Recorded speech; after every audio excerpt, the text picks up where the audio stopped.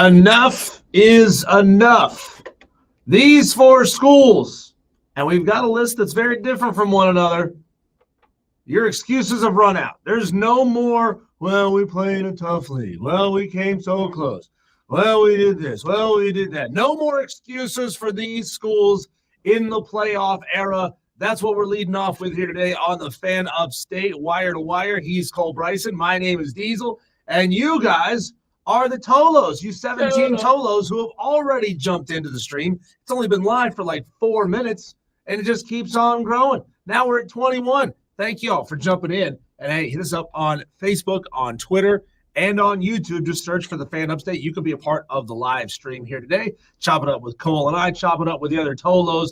And, of course, we love you if you're texting in at 71307. Start your text with keyword fan. Man, we are, 4 days away? 4 days away from college football in earnest getting kicked off. Yeah, it was great to have 4 games last weekend, but that felt just like a tease, right? It felt like that commercial. It was the guy in the fishing outfit who was dangling the dollar bill in front of the girl. Oh, you almost quicker than that. You almost had it. Yeah. We almost had it. We almost had college football, and it's back here in earnest. Florida State going to play somehow 2 games in the same week on the calendar. Make that make sense. Well, that's NCAA for you. Yeah. I do want to preface, though, as you teased, it's time to put the excuses on the side. Put up or shut up. Put up or shut up. Here's what happened. You made a list of 4, right, on the rundown. Mm-hmm. I attempted to make a list of 4. So here's where I stand. I just want you to know why I only have 3, because you and I have not communicated this yet. I'm going to have 4. But the 4th, just so you know, and so the Tolos know, I am going to choose my 4th based on the votes that come in from the Tolos. Interesting. I'm going to choose which one I see best. And, boy, I love this topic, by the way. It's a great question. This might ruffle a feather or 6. So I know we've got hardcore Miami fans in the audience. I know we've got Georgia fans in the audience. We've got fans from all over, NC State, North Carolina, Tennessee fans, South Carolina fans, Clemson fans. Y'all are from everywhere. Greenville is becoming a melting pot. The upstate has a little mix of everything. 35,000 people move here every single year. Welcome, even if some people around here don't want you to be here. Oh. We want you to be here, okay? We're happy that you're here. I know. The OGs, those who have been around the upstate in Greenville their entire lives, they don't want you around. I don't feel that way, okay? I'm an honorary Greenvillian. I'm a local because I've been here almost 20 years. Ooh, wow. Almost 20. I know. God, I moved here in 2007, so I'm officially a local in Greenville, and I say welcome to all of you. Who gives a rip of what Michael Stefakis has to say anyway? Even though I called him out by name. He makes a mean bologna breakfast sandwich. I'm going to say that right now. Why don't you go into his restaurant, look it up, Stacks Original, it's out in Cherrydale, and go out there and order a sandwich and tell him, I just moved here from out of town, and Diesel said you didn't want me here. Man, that's right. I don't think you will. Taking shots. I don't think you will. I liked it. So I like the shots early. We are officially in a new era of college football. Everybody knows it. The 12-team playoff era. Making your conference championship game, Cole, will basically guarantee a spot in the college football playoff. We debated that yesterday if it should automatically get you in. You know, we were looking at it from the perspective of, well, you had to have that entire season-long body of work to even get into your conference championship game. Should the result of what happens therein really even matter, especially if you're talking about, the weaker conferences, the Big 12 and the ACC?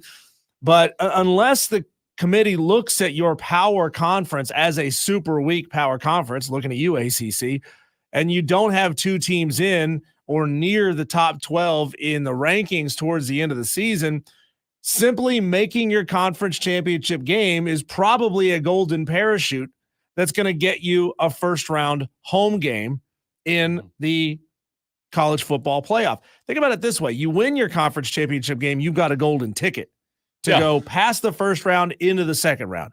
But if you lose that game, you got a golden parachute probably to hosting a first-round game. I mean, are we going to see teams that didn't even make their conference championship game jumping those that did? If a game is even remotely close? It could. Yeah. So Here's a list. Here's my list. Are we going one by one or all four at a time? Let's go 4-1 or 1-4. It really doesn't matter. There's I like 4-1. There's no necessary order here. These I kind of wrote them down as I went and numbered them. So we'll go tit for tat here. Okay. These are teams that we say enough is enough. There are no more excuses for you now that we're in a 12-team playoff era. You got no more excuses for not making it at this point. You can't say it was Big Brother in the conference. You can't say that things didn't go your way. Number one on my list, Oklahoma State. Oklahoma State, now that Texas and Oklahoma are out of the Big 12, Oklahoma State's got no more excuses. Mike Gundy has been there for like forever, right? Get it done. Mike Gundy, you've been there 19 years. You have an 89-41 record just in the last decade, just in the CFP era. You've had 5 10-plus win seasons. More than half of your seasons in the college football playoff era have been 10-plus win seasons. They won 12 games in 2021. And, obviously you can take one of those non-10 win seasons away because it was COVID year and most teams didn't even play 10 games that year. But Mike Gundy has been there forever. He's a quality coach, even though we know thousands of times he's had a couple of beers, gotten in the truck and driven home. We won't hold that against him. Oklahoma State, you're out of excuses. So I don't hate that.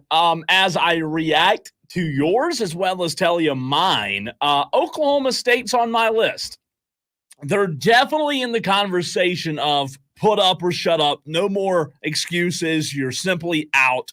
I agree with you on Oklahoma State being in the top. However, they're not at the top of my list.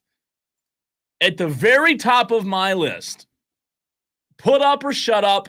You're out of excuses, especially this season, Diesel. With Florida State going down in week 0, I have the Clemson Tigers at number 1, coming in strong. No more excuses, and here's why. We have heard from Dabo Swinney now for the past year to year and a half that the success or lack thereof in the program over the last 3 to 4 years, Diesel, has nothing to do with his inability or refusal to use the portal. He says, we have had our own problems, but it's not related to the portal. I say, now that Dabo Swinney has his quarterback for his second year, he has his OC for his second year. I know last year you had a lot of newness on that football team. I know last year you were breaking in a quarterback and an OC at the same time. I understand the challenges that Clemson had last year. However, in the ACC this year, with Florida State already having lost, there's no way you can't put Clemson at the top because they have a prime opportunity, Diesel, to win the ACC this season and go on and find themselves not only in the playoff, but highly ranked when the season's end. I say number 1 on my list is Dabo Swinney and Clemson. It's time to put up or shut up. I'm tired of excuses. I don't like excuses, and I'm ready to see them either do just that, put up or shut up. Man, you just pulled the old swip swap on me because I was looking at teams who haven't made the college football playoff in the 4-team era. And I'm looking to say who has to make it in the 12-team era. You just did the little on me, and you turn it around for teams that have made the college football playoff, and you say there's no reason now whatsoever for you not to make it. No. If you don't make the playoff this season and you're Clemson, now that Florida State's already lost, it is a tremendous failure. And I don't care if you disagree with me on that. If you, Clemson football in 2024, miss the college football playoff with the table set perfectly for you to dominate the conference, it's a massive failure. And if you don't see it that way and you're a Clemson fan, you need to take off the freaking glasses. Again, at the very least, you got to finish top 2 in the ACC. If you finish top 2, if you finish second, you're almost guaranteed a lock. When you've at least got Florida State and Clemson and Miami in the league, whichever of those 2, 3 finish 1 and 2, they're getting into the college football playoff, both of them, right? There's no reason whatsoever why the number 2 team in the ACC shouldn't get in. I mean, Look at that. I mean, we use one bid league when it comes to the NCAA basketball tournament like it's a 4-letter dirty word. Like a one bid league. Ugh, your league sucks. You can only get one team in this thing.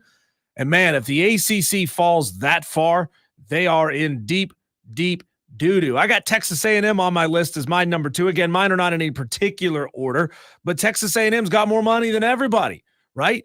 And they were able to buy the highest ranked recruiting class of all time. Where did it get them? Absolutely nowhere. All those people FO'd. They got out of Dodge. They got the hell out of town when Jimbo Fisher and his tenure was starting to go down like the Titanic. They said enough is enough. We're getting out of here. But Texas A&M, you got everything you could possibly need. You've got one of the most rabid fan bases in the world, even though we all know they're a weirdo, freako, commie cult. Sure. They do weird stuff. I've seen it. I've witnessed it. When they took over down at Hillcrest High School a couple of years ago when Texas A&M came in to play Clemson. But they got no reason whatsoever to not be making the college football playoff at least once every 3 seasons. So I love that one as well. They do have the money. They do have the resources. Look, you and I know the Texas money's different. Like it's different than the Alabama money. It's different than the other SEC teams not in the state of Texas money. The state of Texas money is deep, and I've experienced it firsthand. I'll tell you, you're right. They should be on the list. I have trouble putting them between 2 and 5, 2 and 6 on my list because there are a few other teams that I do have higher than them. I will say they aren't in my top 4 because of the first-year coach in Mike Elko. I'm going Diesel to give him the benefit of the doubt and give him 2 to 3 years like he should have to build a program before I judge it. Is it true, Cole, that back in the 90s you could submit your Marlboro points as donations to the University of Alabama? I heard that was true, right? If you chose, we can find out. If you chose not to use it on the Winston jacket, you could send it down to Tuscaloosa and they would accept them. 50 cents on the dollar at least. Welcome to the Creation 864 God. Very first time being in the stream. We appreciate you. There's a couple of Tolos, I think, who I'm maybe seeing for the first time. Yesterday, too. David Husky. I think I might have seen you in the stream before. Yeah, David's been in there. But I'm not sure. There you go. David has been in here before. Again, we know we got the Creation 864 God in here, so we appreciate it's football season. Yeah, it's football season. People are starting to turn Everybody's like, let me wake up and turn on the sports radio. Speaking of which, Creation, do you know about the Upset Picks Challenge? Tomorrow at 4:00, we are accepting week 1 picks for the Upset Picks Challenge brought to you by Ingles. If you don't know about it, keep listening. We will go down the list of rules. You'll know all about it tomorrow at 4:00. And if you are still a little confused, just listen. As people are making their picks, you'll kind of get the hang of it. And this is a season-long contest. So if you're not entirely sure early on, you got time to jump in and make up some ground and possibly win this thing. Diesel, real quick, my number 2, Penn State. James Franklin, man, he's had a good regular season. It seems like every year they finish top 10. He's 112-54 in his career. They just haven't gotten it done. 56-32 in the Big Ten. Overall record at Penn State, 88-39. He's a good coach. I kind of like him. I don't think he's an elite level head coach, Diesel, but when you talk about put up or shut up, this guy, I mean, how many wideouts do you have to have in order to be consistent for 1 year? So I have Clemson 1 on my list of put up or shut up, no more excuses, and Penn State 2. Penn State on my list as well. I mean, how long are they going to let James Franklin have all those resources and have all that fan support and not be able to get over the hump and get it done? I mean, it's not like it's easy, right? None of this is easy for any of these teams, but you got Ohio State in front of you.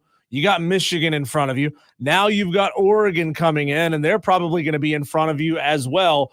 Here's the deal. You got to be basically top 4 in the Big Ten because most seasons, the Big Ten are going to get minimum 3 teams in the CFP. Yeah, if you're top 3, you're in. Right. Every now and again, they're going to get 4. I mean, the Big Ten and the SEC are going to basically vie back and forth to see who's going to get that 4th team in out of their conference.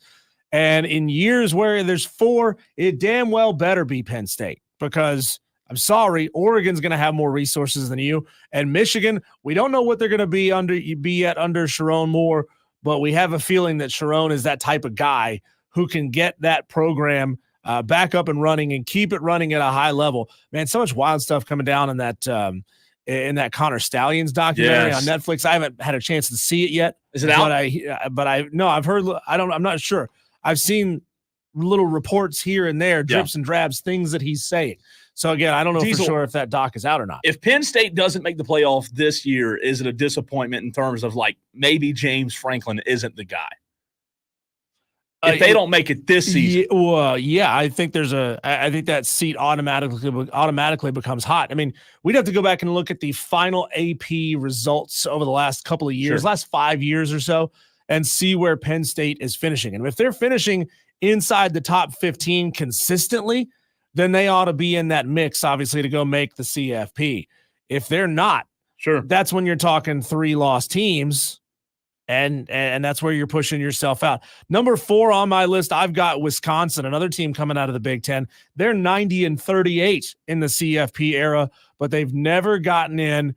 Second year under Luke Fickell, you still got all that excitement. You got some great traditions. You got a huge fan base. He's got a 69% win rate while at Wisconsin, and they just got to get it done, right? There's every now and again we see Wisconsin jump up and garner a lot of national attention. And then they always sort of fade down the stretch over the last 5 or 6 games of the season. They always fade. I want to see Wisconsin do it. You know, it feels like one of those classic teams, those classic programs that's never gotten over the hump. Yeah. Wisconsin, it's time to put up or shut up. And maybe Wisconsin and Penn State are going to be 2 teams that are trading a playoff appearance every couple of years. But the Badgers got to get it done. So that record, 90-38 of Wisconsin in the college football playoff era, those 38 losses, that seems great. However, I would bet you if you took a fourth of those 38 losses, you're probably looking at top 10 losses and losses that really hurt your chances of getting in the 4 because you're right, 90-38, that's a great record in the college football playoff era when it's 4 teams. But all of a sudden now, with the expanded playoff, those 38, you would, if you looked at every one of those 38 losses, I guarantee you that it's to some pretty highly ranked teams that they just couldn't win the big games. So number 4 on my list. Oh, no, I didn't do number 3. Notre Dame is 3. I think. Well, Notre Dame's made it a lot, though. They've already made it a lot. But I'll tell you this, man.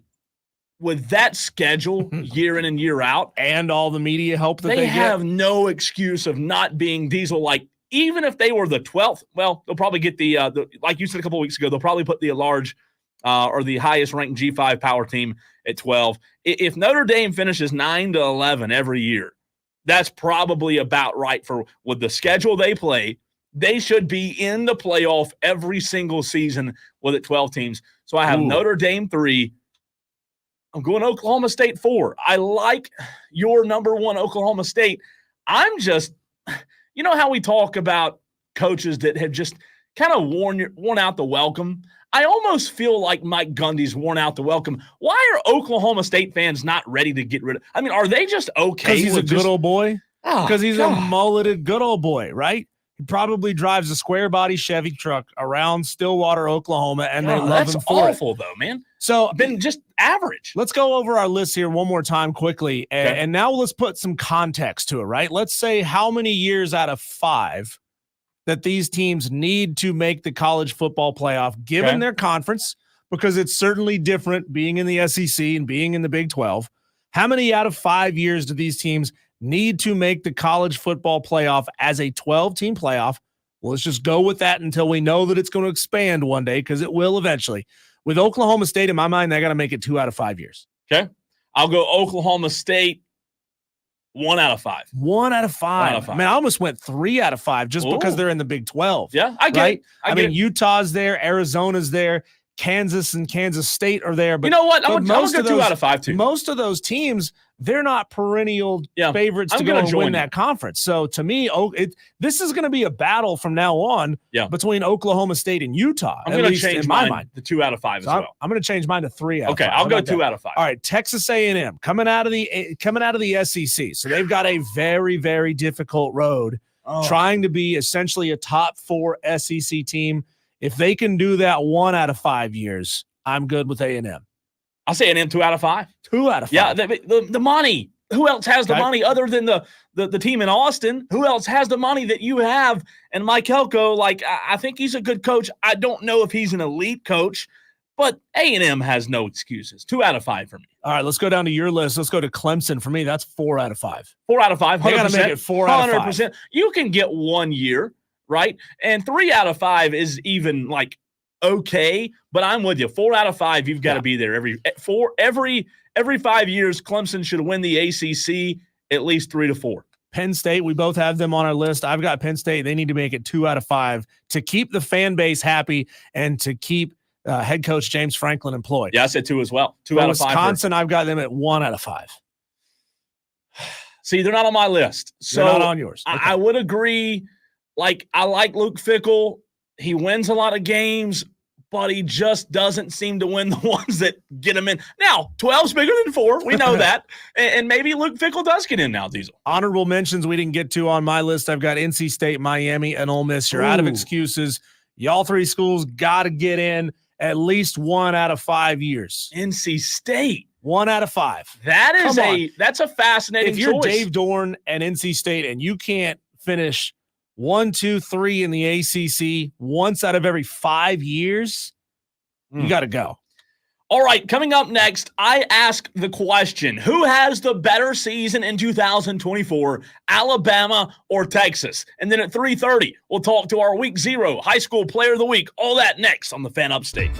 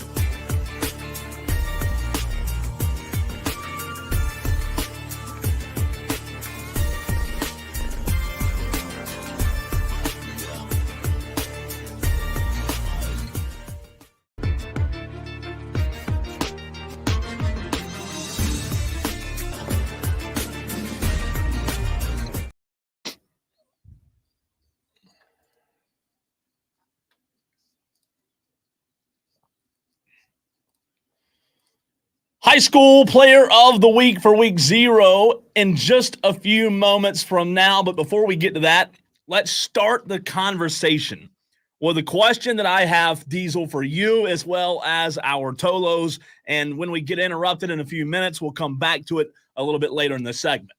But I want you to start chewing on this. We have about 3 minutes until we bring Lincoln Husky, the high school player of the week for week 0, on the program. And by the way, we'll talk to the player of the week every Tuesday right here on Wire to Wire.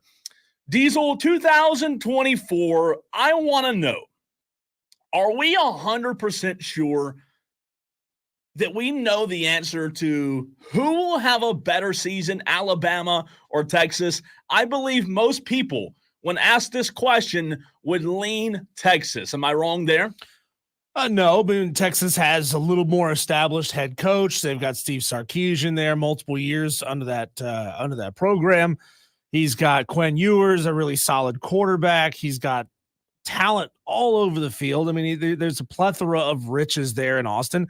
And with Alabama, they have many of the same things. Sure. The big difference is they got a new head coach in Kalen DeBoer. And now we know who Kalen DeBoer has been at his past stops. So we know he's been elite everywhere he's been.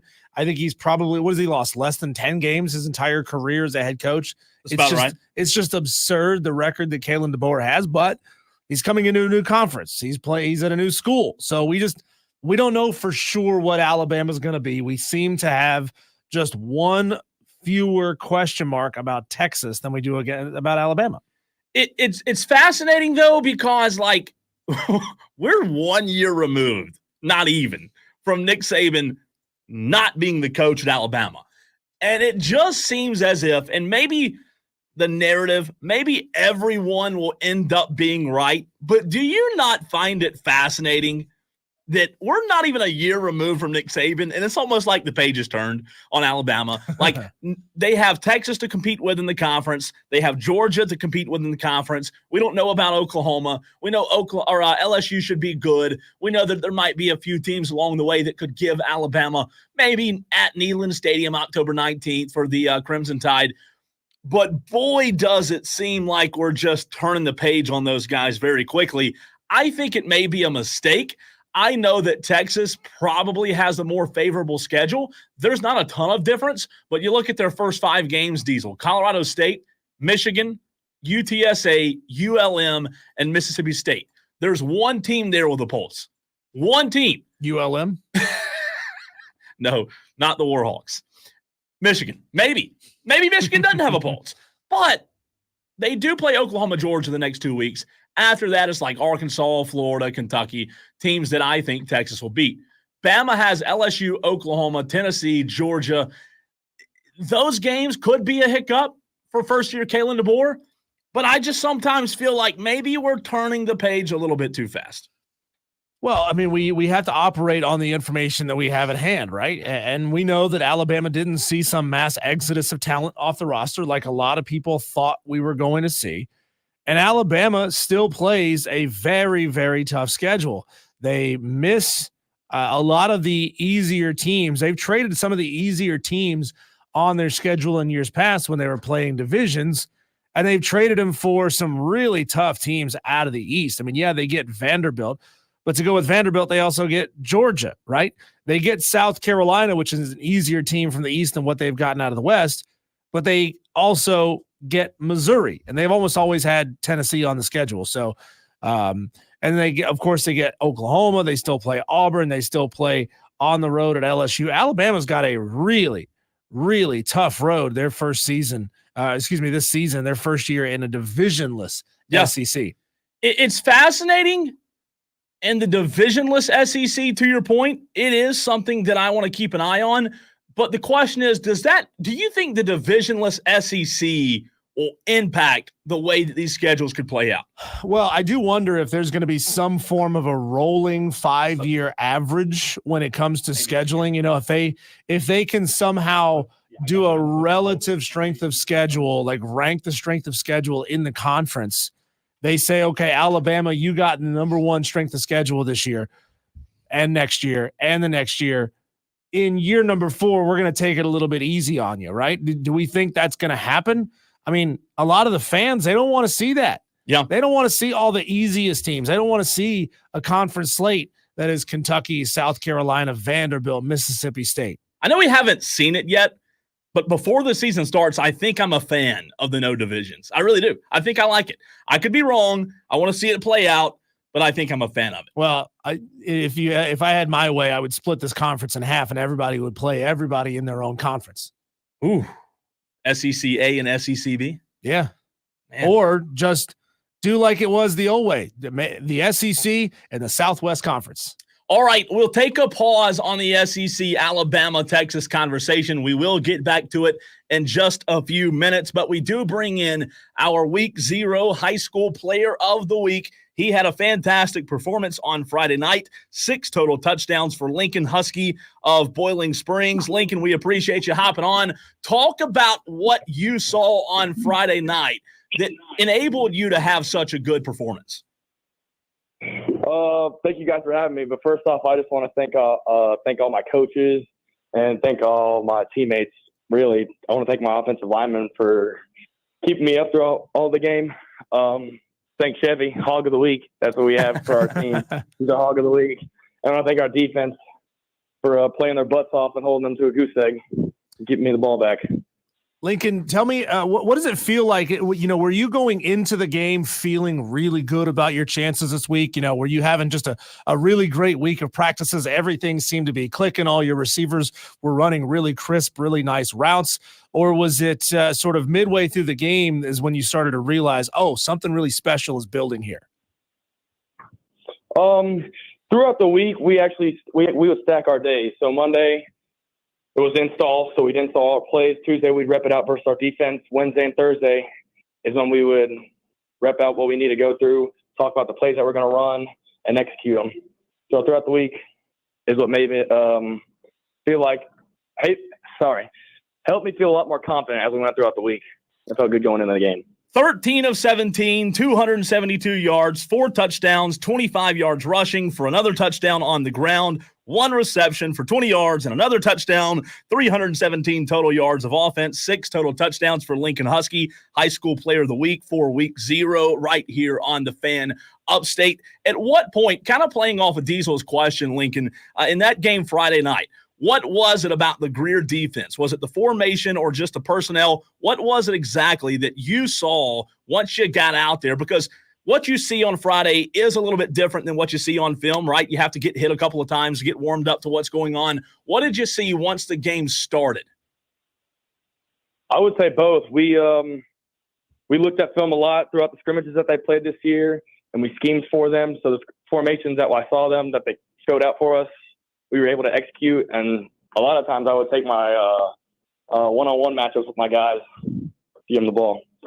Lincoln Husky joining us here on the Fan Upstate, Boiling Springs quarterback, our Player of the Week, 6 touchdowns in a single game. Lincoln, is that the biggest single game performance of your career? Yes, sir. I would have to say so. I don't know many other performances I've had like that. Not a bad one to have. Hey, talk about the reception. 1 reception, 20 yards, and a touchdown. Was that something you guys worked on during the week? Yes, sir, it was. Well, we actually had it in plan a year ago, but we never got to use it. So we brought it back for this year.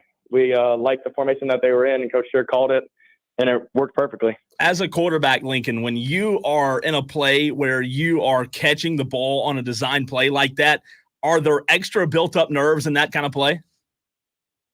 A little bit, but once the play starts, you just flush it all out, and I just ran out and caught it, did what I did. Lincoln, talk about the relationship that you have with your head coach there. And, when you're having a game that things are clicking and things are working really well, how collaborative is the effort when you go to the sideline and you say, hey, coach, I know we're doing this. I know it's working, but I also think this would work really well as well. Talk about that relationship you have with your coach. It's a really good relationship that I have. Being able to talk to him whenever I need to and being able to understand, while him also coaching me up, telling me, look, this might not work, this may work too. But me also coming to him and telling him, hey, this is what I see, this is what we might need to do. That's fascinating. We were talking to a quarterback last Saturday on the Saturday Scramble about that very thing that Diesel just asked you about. This quarterback we were talking to said that his head coach kind of at some point in the game kind of turns the reins over to him. Do you have that same kind of relationship, like where if you're seeing something that the coach maybe can't see from his point of view, that you can kind of start calling the offense yourself? Yes, sir. So Coach Turk and I have been working a lot. So as the season's going to progress, he's going to let me read what the D-line's doing or what the safeties and corners are going to be ending up doing. So I'll be able to audible either a route or change formation or the run play that we have designed. Lincoln Husky, quarterback at Boiling Springs. He is our high school player of the week. Lincoln, what do you see as the toughest game on your schedule? I know that you always game plan for the game that's right in front of you. Is there anything that's scheduled a couple weeks out on your schedule that you've got circled, or is your coach really instilling kind of the blinders on a horse, right, where you can't see anything but what's right in front of you? Yeah, our motto is one day at a time. So we got to attack the day each day. We want to know every single day. So like 1 week at a time. So one game, focus on one team at a time. But I would say a big game coming up for us would be Gaffney. You can't help but not circle it. I like it. Hey, Lincoln, my last question for you. You're also a lacrosse player. For those in the upstate that don't know, is there any translation between lacrosse and football? Like playing both, does that help you at all, either on the lacrosse field or on the football field? Oh, yeah, of course. How so? A couple of my buddies on the team, too, who are really good athletes. They play both. I feel like the athleticism from lacrosse, running all the time, and the moves that you have to do in the game translate to football as well. Well, Lincoln, senior quarterback there at Boiling Springs High School. I have no doubt, Lincoln, that if you keep putting up performances like that, we're probably going to be calling you another time or two over the course of the season. I mean, we try to spread the love around. We try to show off all the high school athletes in the upstate. But if you keep putting up 6 touchdown games like that, you're going to basically leave us no choice but to make every single Tuesday on the show the Lincoln Husky Show. Congratulations on a great game. And, of course, good luck over the next couple of weeks. Awesome. Thank you, guys. Thank you guys for having me out here. Absolutely. That's Lincoln Husky, quarterback, Boiling Springs. They defeated Greer on Friday. They have Malden this Friday night. So the first 3 games, Greer, Malden, and then Chapman. And then, as he said, they will get into reach and play as they host Gaffney in just a few weeks. What a tough schedule. You got Gaffney, Dorman, Wade Hampton, Spartanburg, Burns. Welcome to Region 2 5A. Yeah, that's a gauntlet would be a great word to use to describe that schedule. It is. Every year playing in the region, man. It's you're going up against the best of the best, and that's going to be a lot of fun. Tremendous athlete, as I said, lacrosse and football player is Lincoln Husky. So again, congratulations to him, our week 0 high school player of the week. Diesel, you talk about 6 total touchdowns. Again, I'll give you the stat line on offense. 13 of 17, 272 yards through the air, 4 touchdowns, 25 yards on the ground, also a rushing touchdown, a reception for 20 yards, another touchdown, 317 total yards, 6 total touchdowns. Again, we will have our high school player of the weeks on Tuesday right here on the Fan Upstate. Yeah, and Lincoln's a big kid. Looking at his Max Prep site here, he's 6'2", 185 pounds. That's a guy that could probably stack on another 10, 15 pounds of muscle over the course of an offseason getting ready. That probably has a college career ahead of him. Very certainly could. Very certainly could. Excited for the player of the week, man. When we come back, Cole, we'll look at this. Is there any game with more on the line in week 1 than Miami versus Florida? I like Those are 2 fan bases who are a frog's hair away from going nuclear on their head coach. Who's got more on the line, and what happens to the team that gets beat, to the coach that gets beat? We'll talk about that next on the Fan Upstate.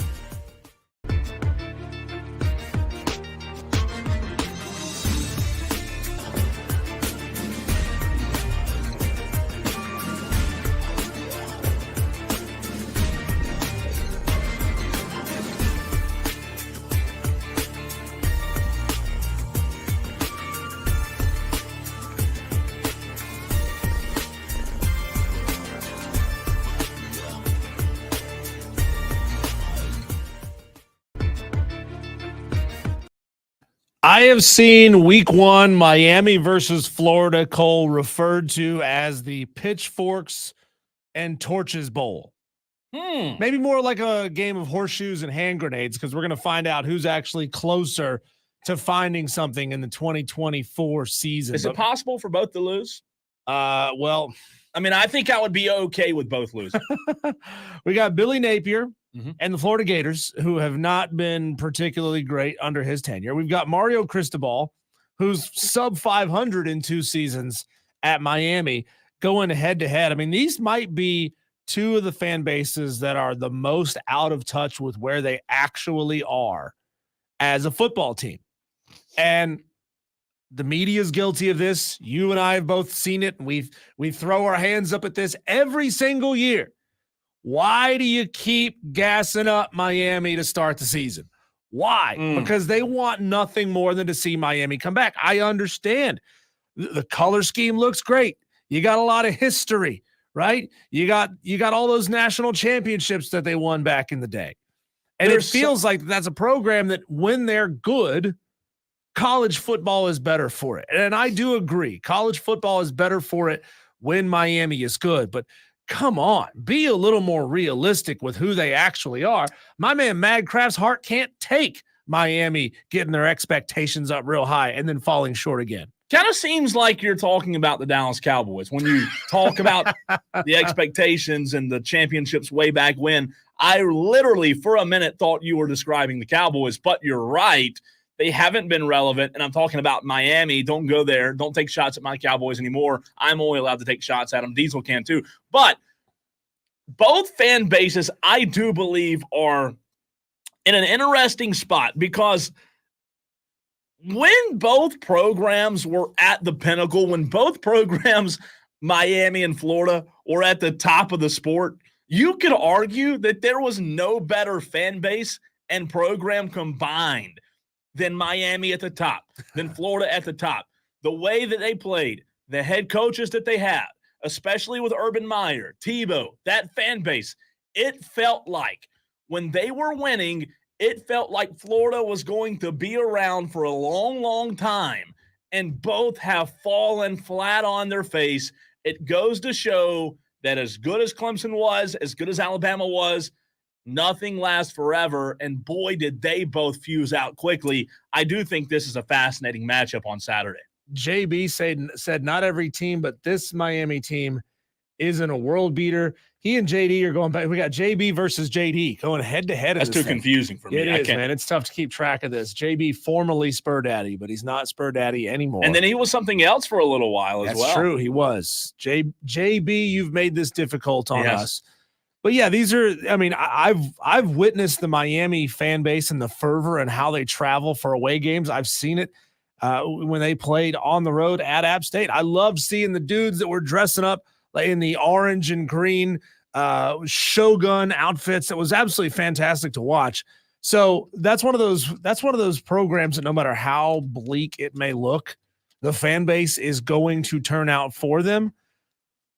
I don't know that Florida is going to be that too much longer if they don't get rid of Billy Napier sometime soon. And he just got there. Right. They just got there. That's what's wild. Yeah. I mean, think about this. Billy Napier has only been a head coach for 7 years, and that includes his tenure at Louisiana. He's only been a head coach for 7 years. And here he is. His job is to bring back a once great Florida program in the toughest conference in college football. I do want to check myself really quick. I talked about both fan bases. This I did not realize was as wide of a margin as it is, Diesel. 2023 average fan base. Florida, do you want to take a crack at it? Last year? You mean average attendance? Average attendance, I'm sorry. Average attendance in 2023. The Swamp holds somewhere in the range of 77,000, so I'm going to say that they averaged 60,000 fans. I don't know where these numbers come from. It says the capacity is 101,000 at Florida. No according way. to D1 Ticker. Listen how bullcrap this number is. It gets even worse. No, Ben Hill Griffin capacity I was wrong. Is 88,000. Well, where is a 101? See, this is a proof you can't trust everything you read on the internet. I'm literally on D1 ticker, and it says 101. And Hey. I read that, and I'm thinking, what? Turn There's on no an way. FAU game. ESPN.com will say they had 40,000 there. Well, I guess you just lie. They're all To dressed pump as up. aluminum. So how can you really believe the average attendance then? Because I guarantee you, Miami, who said it says D1 ticker said Miami had 49,000 on average last season. That may be right, but that seems low. That just seems low to me. I don't know if you can really even trust these. The record reports attendance for Florida was 90,798 in 2011. God, let's shut this website down. So that's about 2,000 over capacity. Wow. Whatever capacity is, you can always add maybe 2,000 or 3,000 more Yeah. and say that's what they can squeeze in there if the fire marshal will allow it. You know what I'll say though, with Billy Napier at Florida, and you're right, he's only been a head coach just a few years now. Mhm. I don't think either coach at Miami or Florida are worth a darn. I really Wow. don't. I don't Okay. think either one of them have good head coaches. So we've seen a head coach. The earliest I can remember a head coach being fired after a season has already started was when USC fired Clay Helton. It's They true. fired him in week 2 after losing to Stanford in week 2. So I don't know that we see either Cristobal or Napier fired Yeah, I don't think so. that early, but I think there is a chance. I think there's more of a chance, a much bigger chance for Billy Napier at Florida to be fired Really? by week number 5. Because week 5 is a bye, Ooh. and they could start 1-3 if they lose to Miami, and then they've got a ranked boy. opponent in there. I forget who it is off the top of my head, but then they also play, I believe, Mississippi State and a G5, a bad G5. 1 year from today, August 27th, 2025, is Billy Napier the head coach? No, You don't think so? no way. No way. What a short tenure that was. All right, Dabo Sweeney and Shane Beamer spoke to the media today. We will do a game called Listen, Stop, and React with Dabo Sweeney's audio to the press today next.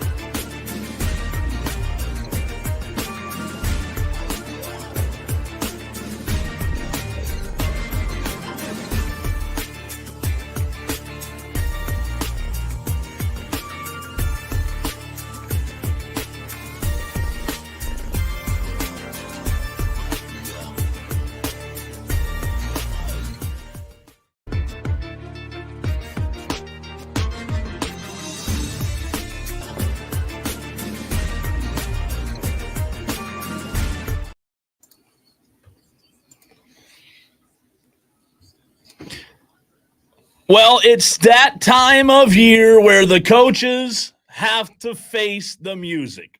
Well, except for Clemson's coach, because they don't allow call-ins anymore. Dabo doesn't have to answer the phone. However, Diesel on Tuesdays, both Shane Beamer, Dabo Swinney, every single week will answer questions from the media. I hear at those things you have to submit them via an actual letter. You have to write a letter. It has to be written on a typewriter, double spaced. And if it's not delivered by an old timey mailman who works on foot, not out of the truck. I thought you were going to say a pigeon. Yeah. A pigeon works as well. Yeah. It has you to got be to send it by a approved. raven. After it's approved, then you'll get an official word.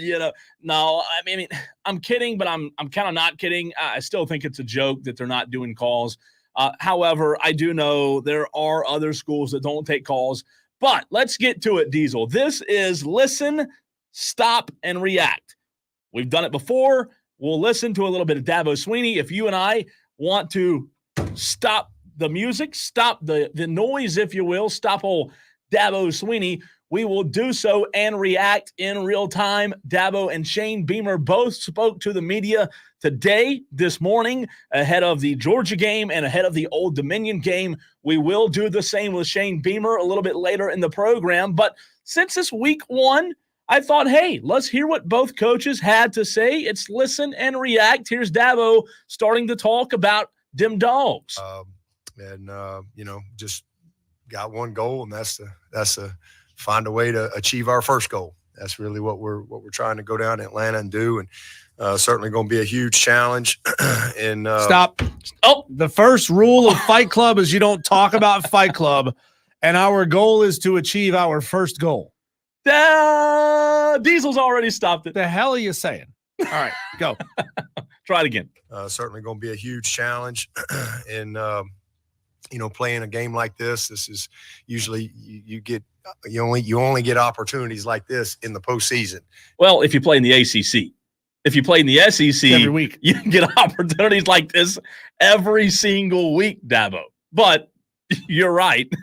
In the ACC, you play them once every 3 years, or in the postseason, in the playoffs, in a national championship.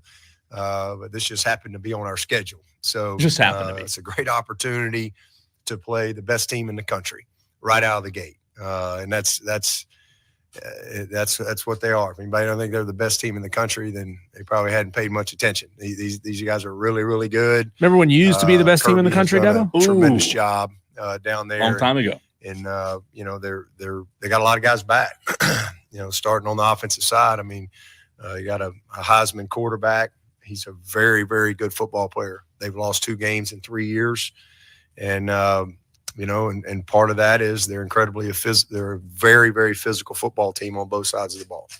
So you got to be able to match that. So hang on a second. This is one of the coach speak things that bugs me the most. Okay. Is when a coach talks about how physical the other team is. Oh, they're a physical team. Mm-hmm. Everybody's a physical team. Everybody's trying to tackle everybody. The hell are you talking about? Right? Like there's things that they all know you can't do. You can't maul the wide receiver while the ball is in the air. So you can't say somebody that you're teaching your DBs to do that play after play because they're just a physical team. What does that even mean, calling somebody a physical team? I think he means they're bigger than we are. Oh, okay. Translation. Maulers is what you're trying to say. By nature of scheme, you got to win competitive plays. I think that's a big thing in a game like this. But starting with our quarterback, he's just a very good player, and the kid he's accurate. He's opportunistic with his legs. He really understands their scheme. They do a great job in really, making you play assignment football with how they formation and motion and mix, the inside zone game with their toss game and their counter game, in multiple ways that they do that with the play actions and screens built into it. And they got dudes that can make plays down the field. But I think Carson is accurate. I think he's a great vertical thrower. So just puts a lot of pressure on you.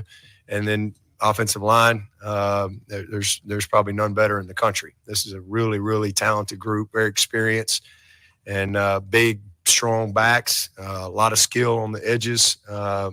got a couple guys returning that have had a lot of experience in production in 6 and 86 and 11. He's probably as fast a guy. We recruited him out of high school. He's probably as fast a guy as we're going to see. That guy can really, really stretch the field. And then they brought in a couple of guys, obviously Colby coming over from Miami. So, just a complete group on that side of the ball and very experienced and you know what you're getting. And then over on the defensive side, same thing, big, long, athletic, physical, got pass rushers. They got some sub package stuff that they do. Physical twice. They're going to get their best rushers on the field. You live in 3rd and long on these guys. It's a really a tall task. So, one of the best safeties you're going to see in the country in 24, great player. But again, 13, 97, 11. I mean, they got guys that can get after the passer, and they're Georgia. So they have a few new faces, but they all look the same. They all can run. They're all strong. They're all physical. Not a lot of room for error with these guys. And good kicker, punter, dangerous in the return game. So again, that's why they're the number 1 team in the country. And you got to play well right out of the gate. To have a chance to win a game like this. So excited. Is he saying that stay with them in the first quarter, that this thing could get ugly? Again, I want to hear. Sounds a little bit like it. He also said it sounds like they're preparing for a lot of 3rd and long scenarios, right? He said you live in 3rd and long against these guys. Hear that again, Diesel. Again, that's why they're the number 1 team in the country, and you got to play well right out of the gate. To have a chance to win a game like this. You got to play well right out of the gate to have a chance to win a game. Ultimately, he's right. You can't fall, behind 14 points in the first quarter. We haven't talked about that. If things just go sideways quick, kind of like Duke game did last year, right? You drive down, you fumble in the first possession. Diesel, this thing, we know that a lot of people, Tolos, have said it could stay close, but if you turn the ball over and gift them opportunities in the first quarter, to Dabo's point, he's right. It could get out of hand. Clemson essentially has to play a perfect first half to have a chance in this one. Right? I agree with you. If you can stay with them, then you put Georgia in a situation that they're not in very often, right? Playing in really tough games in the second half. They don't find themselves in that situation very often. So Clemson's got to find a way to generate a turnover. You got to get 1 turnover. And you got to turn it into points. I mean, this is no doubt. This is one of those games where you can't really afford to kick field goals. You got to score touchdowns. You cannot leave points on the board or points on the field, Sure. against this team. They are just too good. If you're trying to trade touchdowns for field goals, you're going to lose. A word that comes to mind for me is efficient. You're right. They cannot turn the ball over. They do have to capitalize if Clemson gets turnovers. But a word that just keeps coming to mind to me when Clemson has the ball, Saturday, they've got to be efficient. To your point, when they get in the red zone, they've got to be able to turn that into 6. When they have opportunities to capitalize, even on the flip side, defensively, if you get Georgia into a 3rd and 8, you got to get your butts off the field, right? So efficiency is a word that keeps coming to mind for me. But ultimately, I think what Dabo said is a scary statement if Clemson were to fall early. Yeah, and a lot of our Clemson Tolos, they're not willing to admit it. It's funny, they've all kind of gone silent. I think the Clemson fan base is really nervous about this game, as they should be. They've gone silent. Y'all aren't calling into the show as much as you used to. You aren't texting into the show the way you would if you felt really confident about this game. If you were playing Mississippi State, we'd have people calling into the show left and right saying Clemson's going to maul them by 21. But we don't have that. So excited about it, looking forward to it, and we won't have to wait long. Be able to wake up Saturday and get right after it. Coach, Georgia lost a lot of his offensive production in the NFL and Powers and McConkey. Brought in a really good tight end from Stanford. You mentioned the receiver from Miami. What you know of their roster, how do you expect them to replace that offensive production? Yeah, Delp. If you watched him last year, he's a great player. Another kid we recruited, number 4. He's made a bunch of plays for him last year. He'll and then they just added, the kid, the transfer. So I don't see any change. I mean, they're really, really loaded it back. They brought in ETN. So, he's a great football player. I know they got one kid that's out, but that kid from Mississippi, we recruited him too. So I got to meet him in person. He's that guy's. He is go take a picture of him in pregame. You wait till you see that guy. So I think the biggest thing is, you obviously you got to win your share of battles up front. And I think the competitive plays, but tackling is always at a premium. Openers are hard. Openers are always hard. I mean, in college football especially. I don't think it's as hard in high school or the pros because you get preseason games and scrimmages where you get more live football and you can kind of work out. We don't get that in college. So, I mean, tackling is always at a premium, but against a bunch like this, by nature of who their blockers are and their backs, tackling will be critical in this game. So, they lost some skill, but like I said, they got all kind of guys that are there and have already made plays for them, and a couple of new guys that maybe haven't made plays at Georgia yet, but they've made plays where they came from, or it's heard some good reviews on a couple of the high school kids that have come in there as well. If Georgia comes out, Diesel, like I hear Dabo talk about the guys that have come in, and they did lose some studs, right? We talked about it yesterday. If they come in and run rough shop, that might be the true definition of reloading instead of rebuilding. Like Kirby Smart, think about this. Under Kirby Smart, Diesel, Georgia is 8-0 in week 1 games. Bulldogs average 35.3 in their opener. They allow 7.8 in their opener. That is the true definition of reloading because to Dabo's point, that week 1 game, whatever it is, that is the first chance to get out there and actually play. And coaches, obviously, they don't want sloppy play in week 1 of the season, but some sort of expect it a little bit, right? Like, that's why we play an FCS team in week 1 so that we can be a little bit sloppy and we can figure it out and we'll be better. We'll be good to go by week number 2. Georgia doesn't do it that way. Georgia operates at peak efficiency from week 1, the very first snap of the ball. So that's a scary thing, man. Just the level of attention to detail that Georgia has to play at a high level from the very beginning of the season. They do. 8-0 again, Kirby Smart at Georgia. Here's another question to Dabo. Change your game week preparation schedule at all and kind of let them get their legs under them, or is it, no, this is our regular game week? No, it's definitely, you try to create the game week routine this week, but it's different. It'll be a different week next week when you have, truly have 5 days to get ready for a new opponent. You've had a lot of time to get ready for these guys. So, yeah, you got to be smart in how you get them ready. Monday is similar. Tuesday, Wednesdays are tough practices, but, with this particular week, again, you have this type of emphasis and you get the things you need to get done, but not quite as long as practice would be next week when you're looking at the opponent for the first time with your guys. Jaden Lucas and Shelton Lewis, I guess, what's their status going into the week? Oh, everybody's right now ready to play. Everybody's good to go. Shelton included. Good to go until you hear otherwise. Everybody's day to day. I guess this is going to be a few practices this week for the kicking competition. It's still really tight. Hoosier's going to be the kicker. He's won the job in camp. You mentioned ETN coach's status is still kind of up in the air for the game, but how is he similar or different from his brother? He's fast. He's explosive. He's I'd say more similar than not.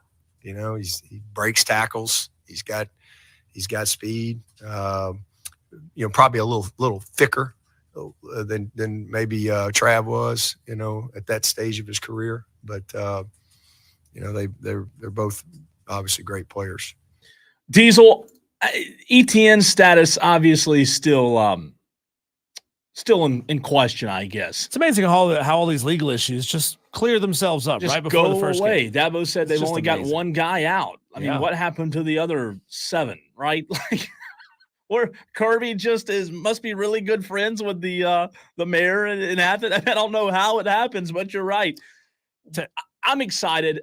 I think Dabo, I don't want to say like he is completely overselling Georgia, but he made it very clear in the first part of that audio that we're going up against the best of the best, right? Yeah. Texter says, so right off the bat, Dabo said Georgia was the best team and their quarterback has already won the Heisman. Talk about decreasing your fans' expectations. Another texter says, we're not nervous. We all know the same thing everyone else does. It's Georgia. Just got to let the game be played and see what happens. But nervous? Nah. Clemson fan says he's not nervous. Grandpa Bucky says anytime a coach talks, it's just one cliche after another. Another texter says, I think offensively for Clemson, it's going to come down to if the receivers can make plays and get separation. Well, that's tough to do when you're playing against the best defensive backs in the country. You can't expect any quarterback to make plays, to make play after play when the corners are attached at the hips to the wide receivers. Going to be a good test for these young receivers. Another texter says, glad I listened to the show. I was just going to watch the game Saturday, but since Clemson has no chance, I guess I'll just go fishing instead. Did we say they had no chance? Did we imply that? Maybe we did. Maybe we didn't. I have lots of times. I'm going to be real. I'm going to be flat out with you. I don't think Clemson stands a chance in this game. I would be thrilled and excited if I was proven wrong. So I'm not one of those people who's hating on Clemson, who hates on their chances, who wants to see them lose. I certainly don't want to see that happen. Good football teams in the state of South Carolina make this show more interesting and compelling. I just give my assessment based on the information that we have, Texter. Couple of stats that we haven't gotten into, Diesel. When you look at the two quarterbacks, Dabo Swinney talked about Carson Beck. In 2023, against ranked opponents, okay? This is Carson Beck and Cade Klubnik against ranked opponents. Carson Beck, 1,304 yards, 9 touchdowns, 1 interception, completion percentage of 72.4. Pretty good against ranked opponents, right? Cade Klubnik against ranked opponents a season ago, 655 yards, 2 touchdowns, 3 interceptions, a 62.3 completion percentage. So those statistics of just the two quarterbacks against ranked opponents, those statistics couldn't be more night and day. Also, it is important to note Kirby Smart is 9-1 versus the ACC and has not lost to a team from the ACC, Diesel, since his first season in 2016. In those games in the ACC, well, Georgia against the ACC, Georgia averages 38 points per game and allows just 13 points a game. Georgia has dominated the ACC other than the one time in Kirby Smart's very first season. Dabo Swinney now 19-12 versus the SEC. He's 13-5 versus the conference since 2016. In those games, his team averages 26 points per game and allows 22 points per game. So this is a much bigger conversation than we have time to get into because we're about to go off to break. Yeah. But this is a legitimate question. How many more years of this level of dominance or relative level of dominance that we've seen out of Georgia under Kirby Smart until we start to say that Kirby Smart is surpassing Nick Saban? Because we've all built up in our minds. We all thought for the longest time, Bear Bryant is the best head coach in college football history. Yeah. We all thought that, right?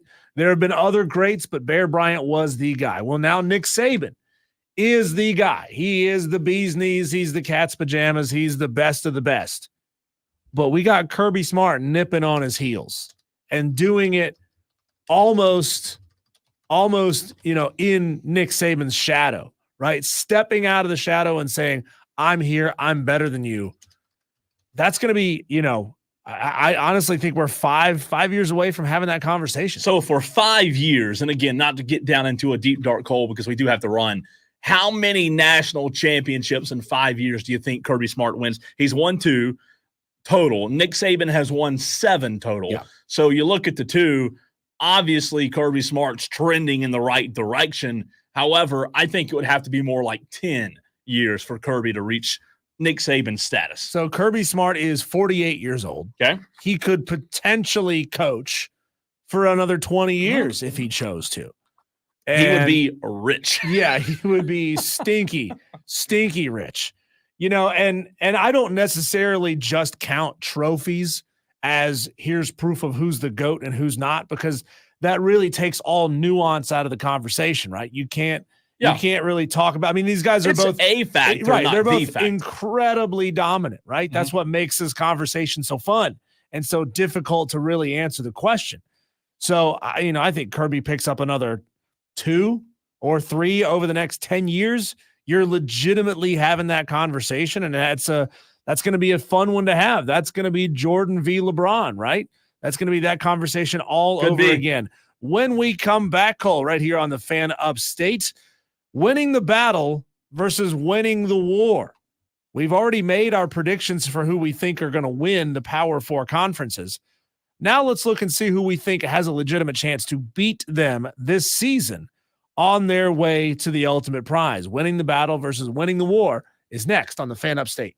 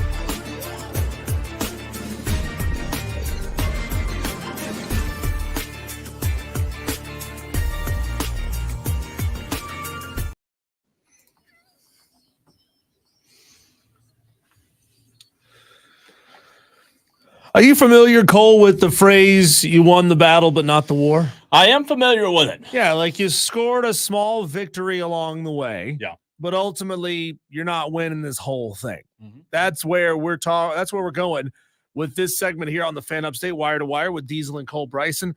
Welcome back, Mark L.O. Ducks, who did very, very well in the Upset Picks Challenge last year in 2023.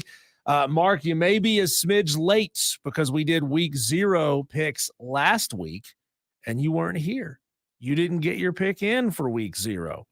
Now, I don't know that we've done week 0 picks in the past, but there were 4 games to choose from. If there were like 2 games to choose from, we wouldn't have done it, right? We would have lumped it in with week 1. But hey, we got 19 Tolos. We reported 17 yesterday, but we left our 2 celebrity guest pickers, Jake Crane and Josh Pate, off of the graphic. So they're on the graphic now. We have a 19-way tie. Wow. For first place. How about that? In this challenge. And we almost had like 40 or so of the Tolos scoring points in week 0 of this contest because it's that close. That close. New Mexico almost pulled off the upset against FCS Montana State. Yeah, they suck. Montana State scored a touchdown with like 10 seconds to go in that game, and New Mexico couldn't do anything with it. Ended up winning the football game. And Cole and I are sitting over here being very sad boys after week 0 of the challenge. But tomorrow at 4:00. So you got that, Tolos. We're 23 and a half hours away from you being able to get in your week 1 picks in the upset challenge. How many of you are going to take whoever Florida State is playing? I've got to do some homework tonight. Yeah. I've got to do some homework. It's tough, man. There are a lot of games. There's a lot of games. And you know, yeah, you can look at the spreads, but it's still week 1 where Now, we're not sure about a lot of these teams. To clarify, since I have not played, this is my first year playing. Thursday and Friday games are on the table. Thursday and Friday games are on the table, yes, but you've got to make sure that if you're going to pick a Thursday or Friday game, you have to get it in before kickoff of those Thursday or Friday games. Because there's several on Thursday. Right. So that is obviously key. We're not doing this like you got to get it in 24 hours. No, we're not doing that. You just got to get it in before kickoff. I'm going to pick a Thursday night game on Friday. Is that okay? Can I do that? Some people will try to sneak one in, right? Or, every now and again, it does happen. You'll have some weird game that kicks off early and somebody will try to just get it in the day of. You'll be fine. Obviously, we're going to be paying attention like, oh, no, that game was played yesterday. Some people just aren't really paying attention. Sure. Right? It does happen sometimes where somebody will pick a game that's already played without realizing that game is already played. So it does happen. So 20. There are 21 games on 21 Thursday. games to pick from on Thursday. On Thursday? There are 21 games Thursday night, Diesel. I was sitting over here counting. There are 21 games 2 days from now. I can't wait. There you go. So winning the battle versus winning the war. What are we talking about here? Teams that we think are probably going to win their conference championship game, who we think very likely could take a loss along the road. Doesn't necessarily have to be a team that they're going to play as a rematch in the conference championship game, though I do see that happening in one of the Power 4 conferences. So let's start, Cole, with the Big Ten. Just off the top of your head, who you got winning the conference championship game in the Big Ten? The Buckeyes. Me too. Buckeyes in the Big Ten. You know, I'm surprised I thought you were going Ducks. You thought I was going Ducks? Well, I do have Oregon in the Big Ten championship game. Okay. But I do think Ohio State stands the chance to lose to both Oregon and Penn State over the course of the regular season. I think Ohio State, with 2 losses against 2 preseason top 10 teams, very well could make it back to the conference championship game. I mean, they, of course, at that point would need a little bit of help to get there. But this is a very, very deep conference, and there's going to be a lot of teams beating up on each other quite a bit. So I have Ohio State losing 1 regular season game. I'm calling it, if I have to pick just one, I'm saying they lose at Beaver Stadium at Penn State November 2nd. They will beat Oregon on the road, and I think that's week 2 or week 3 of the season off the top of my head. And then Penn State gets them November 2nd. They make it to the Big Ten title game. Ohio State ultimately wins the conference championship game. So When's the whiteout? Is that the Ohio State? it got to be. You would think so, right? Excuse me. You would think so. It's got hiccuping. Oh my word. It's not the Ohio State game? Washington. What? What are you doing, Are Penn you State? kidding me? What loser decided it was the Washington game? And Ohio State plays at Penn State and it's not the whiteout game? Wow. Oh, that's tough. Washington. So I think Ohio State wins the war. I like but that. Penn State wins the battle. Penn State wins the battle. Ohio State wins the war. I don't have any pushback. There's such a good chance in the Big Ten for it to happen. And what do I mean by it? It's a deep league. Yeah, for the conference winner to have a loss to a team. I mean, the Ohio State-Oregon matchup just between the two, that's a fascinating matchup just between those two. But when you talk about a Penn State maybe giving Ohio State, God, that just wouldn't be that would not be a good loss for Ohio State, man. That would be bad. As good as that's a bad loss. They're a top 10 preseason team. But you're supposed to be like the guy. You're supposed to go win it. I mean, you talk about letting the fan base down. If it's not Michigan, you're going to lose to Penn State. Come on.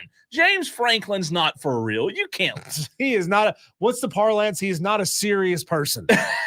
Right? If you want to make fun of somebody, you say that person is not a serious person. Okay. Yeah. I don't hate that, though, Diesel. I don't hate the Big Ten. All right, let's go with the Big 12. This is the one where I see a rematch in the conference championship game. I think Utah wins the battle against Oklahoma State, but the Cowboys win the war. No way. Yeah, that's what I see happening. Oklahoma State is going to play Utah on September 21st, early in the season. Oklahoma State will have played 2 cupcakes, and Arkansas that will not traveled outside of their own state. They're going to win that game. They're going to win that ball game. They're going to be rested. They're not going to play. I mean, they play Arkansas in week 2, and I think they're going to be ready to go against Utah. Man, that's a tough one. That Big 12 this year, I think it might be a league with more parity than we realize. Love it. And Utah is my pick to win it. I don't see, however, Oklahoma State winning the conference. Really? No. Who you got winning the conference? I think Utah wins the conference. I think Utah does it this season. How much of a little B word does that make Oklahoma State look if you're sitting behind Oklahoma and Texas all these years? And you can't take over when they come back. I mean, it's kind of the same thought I had when App State and Georgia Southern left the Southern Conference. I'm looking around and I'm like, man, Chattanooga, one of the only public institutions left in this conference. They should have one of the bigger budgets because they've got public money, right? They've got tax funding. They've got all this, a bigger fan base. But they just couldn't take over the conference, and they let it bounce around for a number of years. That conference in 2024, I do think will be fascinating. Again, I think Utah's the better team. But, like, when I look at other conferences, I can say this team for sure is better than this team. I just can't do that in the big. I think there's more parity, like I said before, and I think a lot of these teams are more even. When you look at the Big 12, I do think you'll see more even matchups this season. So in the ACC, I've got Clemson winning it all. In the Big A, Clemson winning it all. Florida State showed themselves to be imposters fraud in week 0, but Clemson is going to lose along the way. No way. November 9th, night game, Lane Stadium, Inner Sandman. They're losing to Kyron Drones. Are you kidding me? And Virginia Tech. There's no way. Oh, no they're way losing that they're game. losing So Virginia Tech's Tech. winning the battle, but losing the war. There's no way. They're not losing No to VT. way. No way. No way. Kate Klubnik's going to go on the road and show out, right? Right? Tell me I'm right. So take your orange glasses off, Cole. Give here's me a real what's answer. Here's what's fascinating about the war and the battle conversation with Clemson. Diesel, when you look at Clemson's success over the last few years, especially games or especially years when they've won the national championship, they have had a hiccup, right? Pitt, Louisville. They've had NC State. They've had teams that have beaten them during the regular season. Just so happened last year, 4 ACC teams did, not 1. Prior years, it was just one. I could see them losing one. I just don't think it comes to VT. I could see them losing. This would not be good at all. But I could see them losing to NC State in week 3. Wow. Because that's quick. That's quick. Texter wants to know, this is back to the upset picks challenge. Can we pick more than one game? No. No, you cannot, Texter. You can pick one game. Remember, when you send in your picks, you have to do it under the following format: your name, your game, and the spread. Yeah. Whatever game you pick first is your official pick. There is no changing it. So you cannot pick a Thursday game, lose, and then message in on Friday and say, oh, I want to change my pick to a game that's being played on Saturday. You Sounds cannot, great, though. You cannot do that. Y'all are still not giving Georgia Tech credit. Texter, did you not listen to the show yesterday? We gave Georgia Tech a ton of credit on the show yesterday. What's that to do with Georgia Tech? Yeah. We mentioned that Florida State got beat in week 0, were shown to be frauds. So that's not giving Georgia Tech credit. Now, Texter, go back and listen to the podcast. You can find all kinds of Yellow Jacket cred yesterday. So I did take the side of it was more about Florida State yesterday. And Texter, stay tuned for the very next segment, because coming up next, we're going to talk about Georgia Tech and what the rest of the season looks like. So we'll get back to that, and I'd love to hear your thoughts. How about that? So one more to go. The SEC, Georgia. I've got Georgia winning the SEC title. Me too. Until something crazy happens over the course of the season. Georgia is just better than everybody at basically every position. They've got a better coach. They've got a better quarterback. They've got a better line. They've got better receivers, all of the above. Georgia's going to win, in my mind, the SEC title game, but they're going to lose October 19th at Texas. At Texas. Texas is going to win the battle, but lose the war. Man. Georgia is going to be coming off of 3 straight SEC games against Alabama, Auburn, and Mississippi State before they face Texas. They'll have a bye week after that. If anyone's going to get Georgia, I think it's going to be Texas after 3 straight SEC games ahead of that. I understand Mississippi State is not the strongest possible opponent, but I'm telling you, playing Auburn and Alabama back-to-back and then playing another SEC opponent after that, they're going to be a little bit beat up at that time, and I think Texas might get them October 19th, but Georgia ultimately wins the war and wins the conference. So don't get me wrong. Texas beating Georgia is a huge accomplishment. Sure.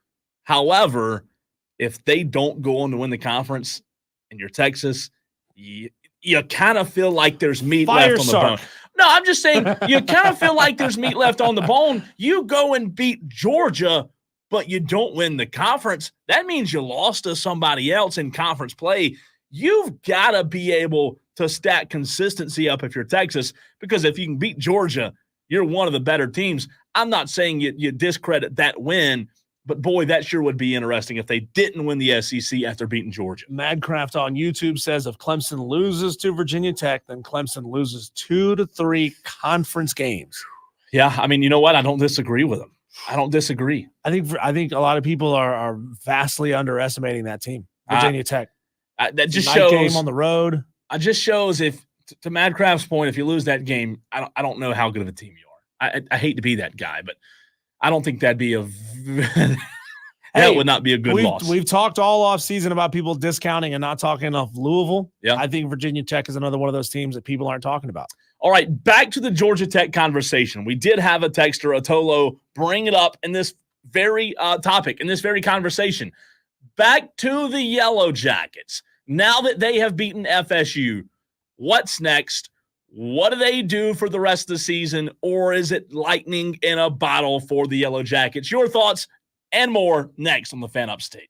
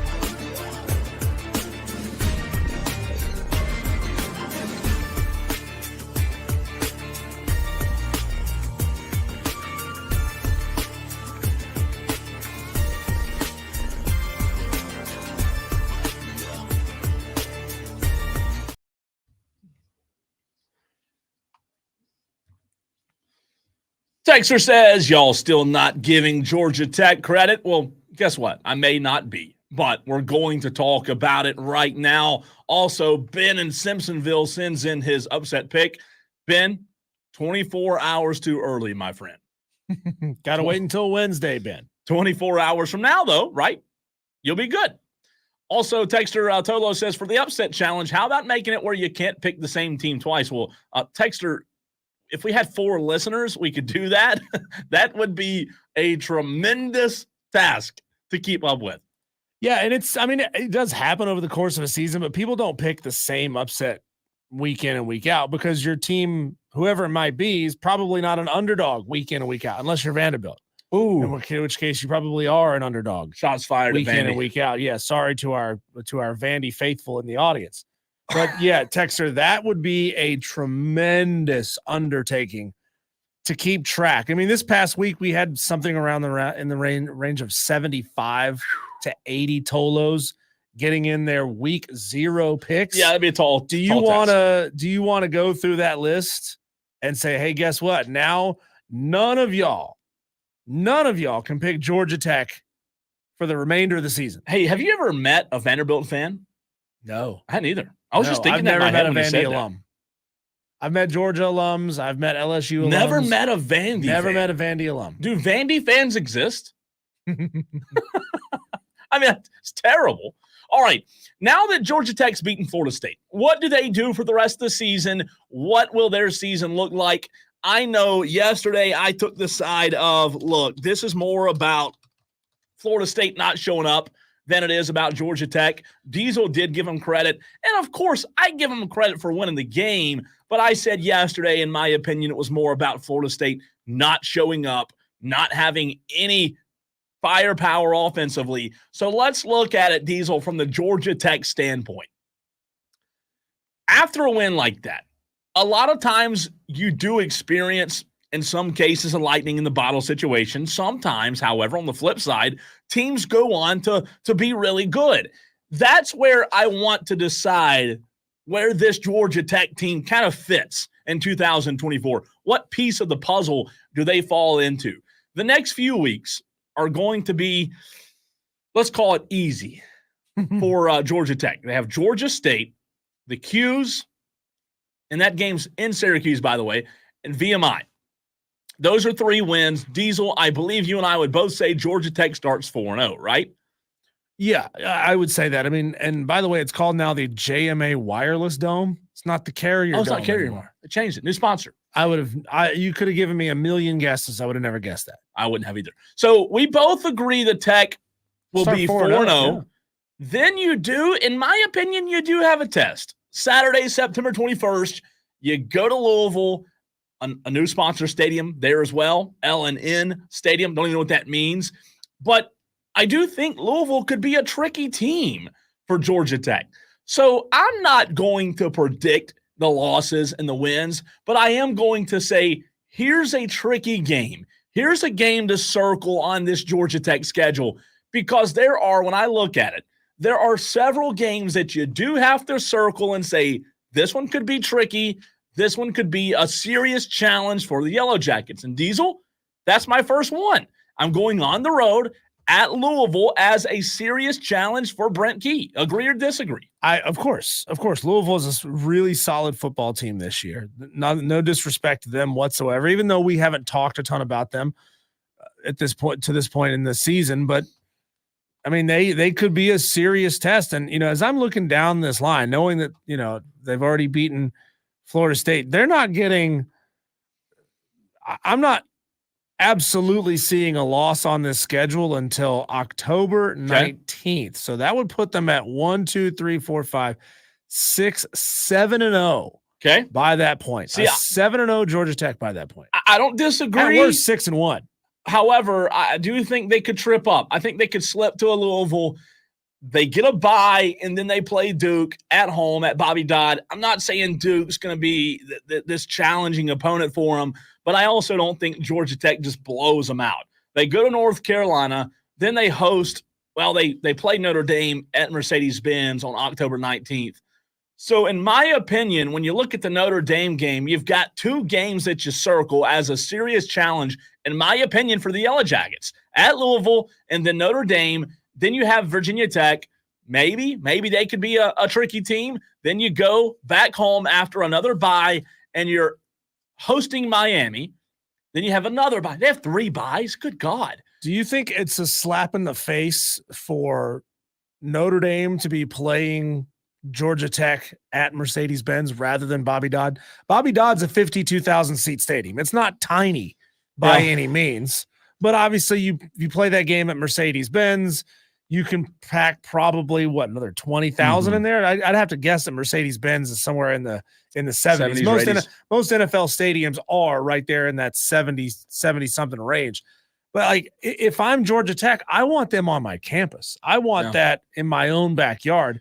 I don't know that you're going to get much of a change in home field advantage, but still, I want Notre Dame in my home stadium. So I go Louisville, Notre Dame, Miami, NC State, and Georgia. That's 5 teams, Diesel, that I circle as a serious challenge for Georgia Tech. So do I give Georgia Tech credit for beating Florida State?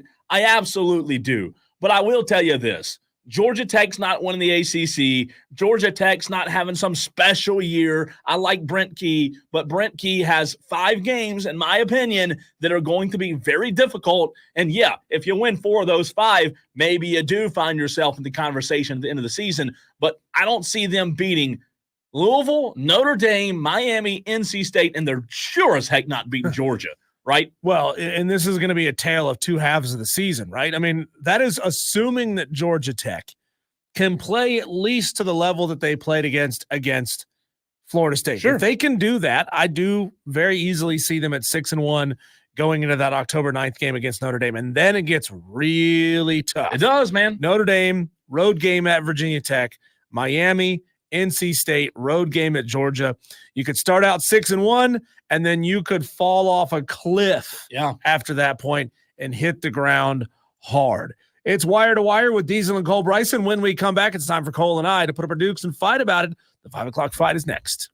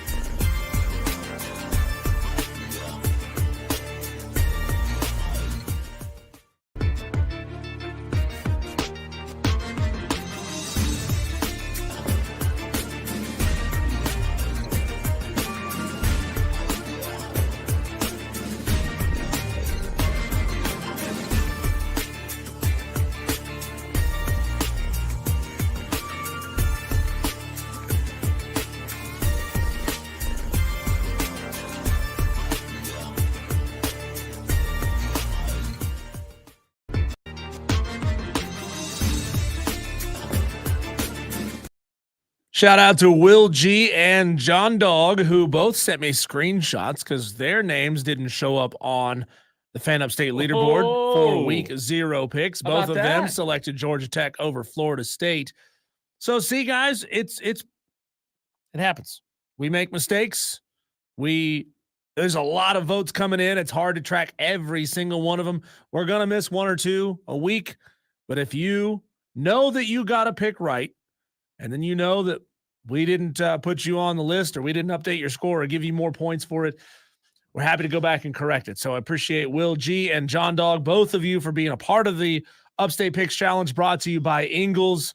And, of course, we will get that updated and we will get that fixed. Yeah, you got mine wrong, too. No, I didn't.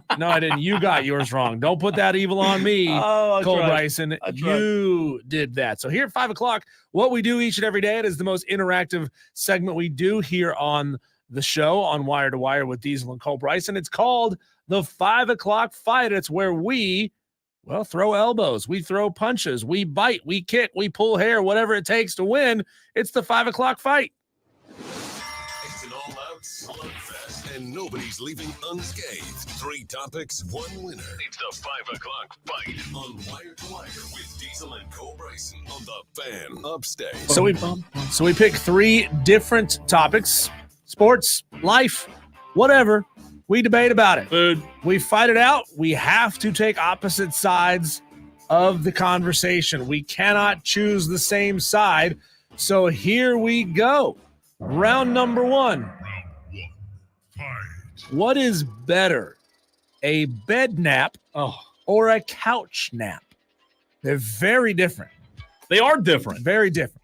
What's Both better? are good. However, when I wake up from a couch nap, I don't have the same sense of fulfillment. I got to be in the bed if I really want to feel like I've recovered or have gotten my energy back. I'll tell you, even to go a step further, the blind's not closed, but like Diesel, all the way closed, like all the way closed, door closed, or it's black, no lights, in the bed, and probably 67, 68 degree temperature in the room where it's pretty cold. I'm good, but it's got to be in the bed for me. So Cole, I've tried. I'm not great at taking naps in general, but whenever I go to try to take a nap in bed, man, I feel like I got to do all the things I got to do to get ready for bed. And then something about this just feels wrong, right? So it's hard for me. Yeah, it's hard for me to fall asleep in my bed in the daytime. But when you're on the couch, man, you just drift off. It just happens. You don't even realize it. You don't plan for it. It just happens. So for me, those couch naps, man, they hit hard because you didn't necessarily intend to take a nap. Like a Saturday afternoon. Oh, yeah.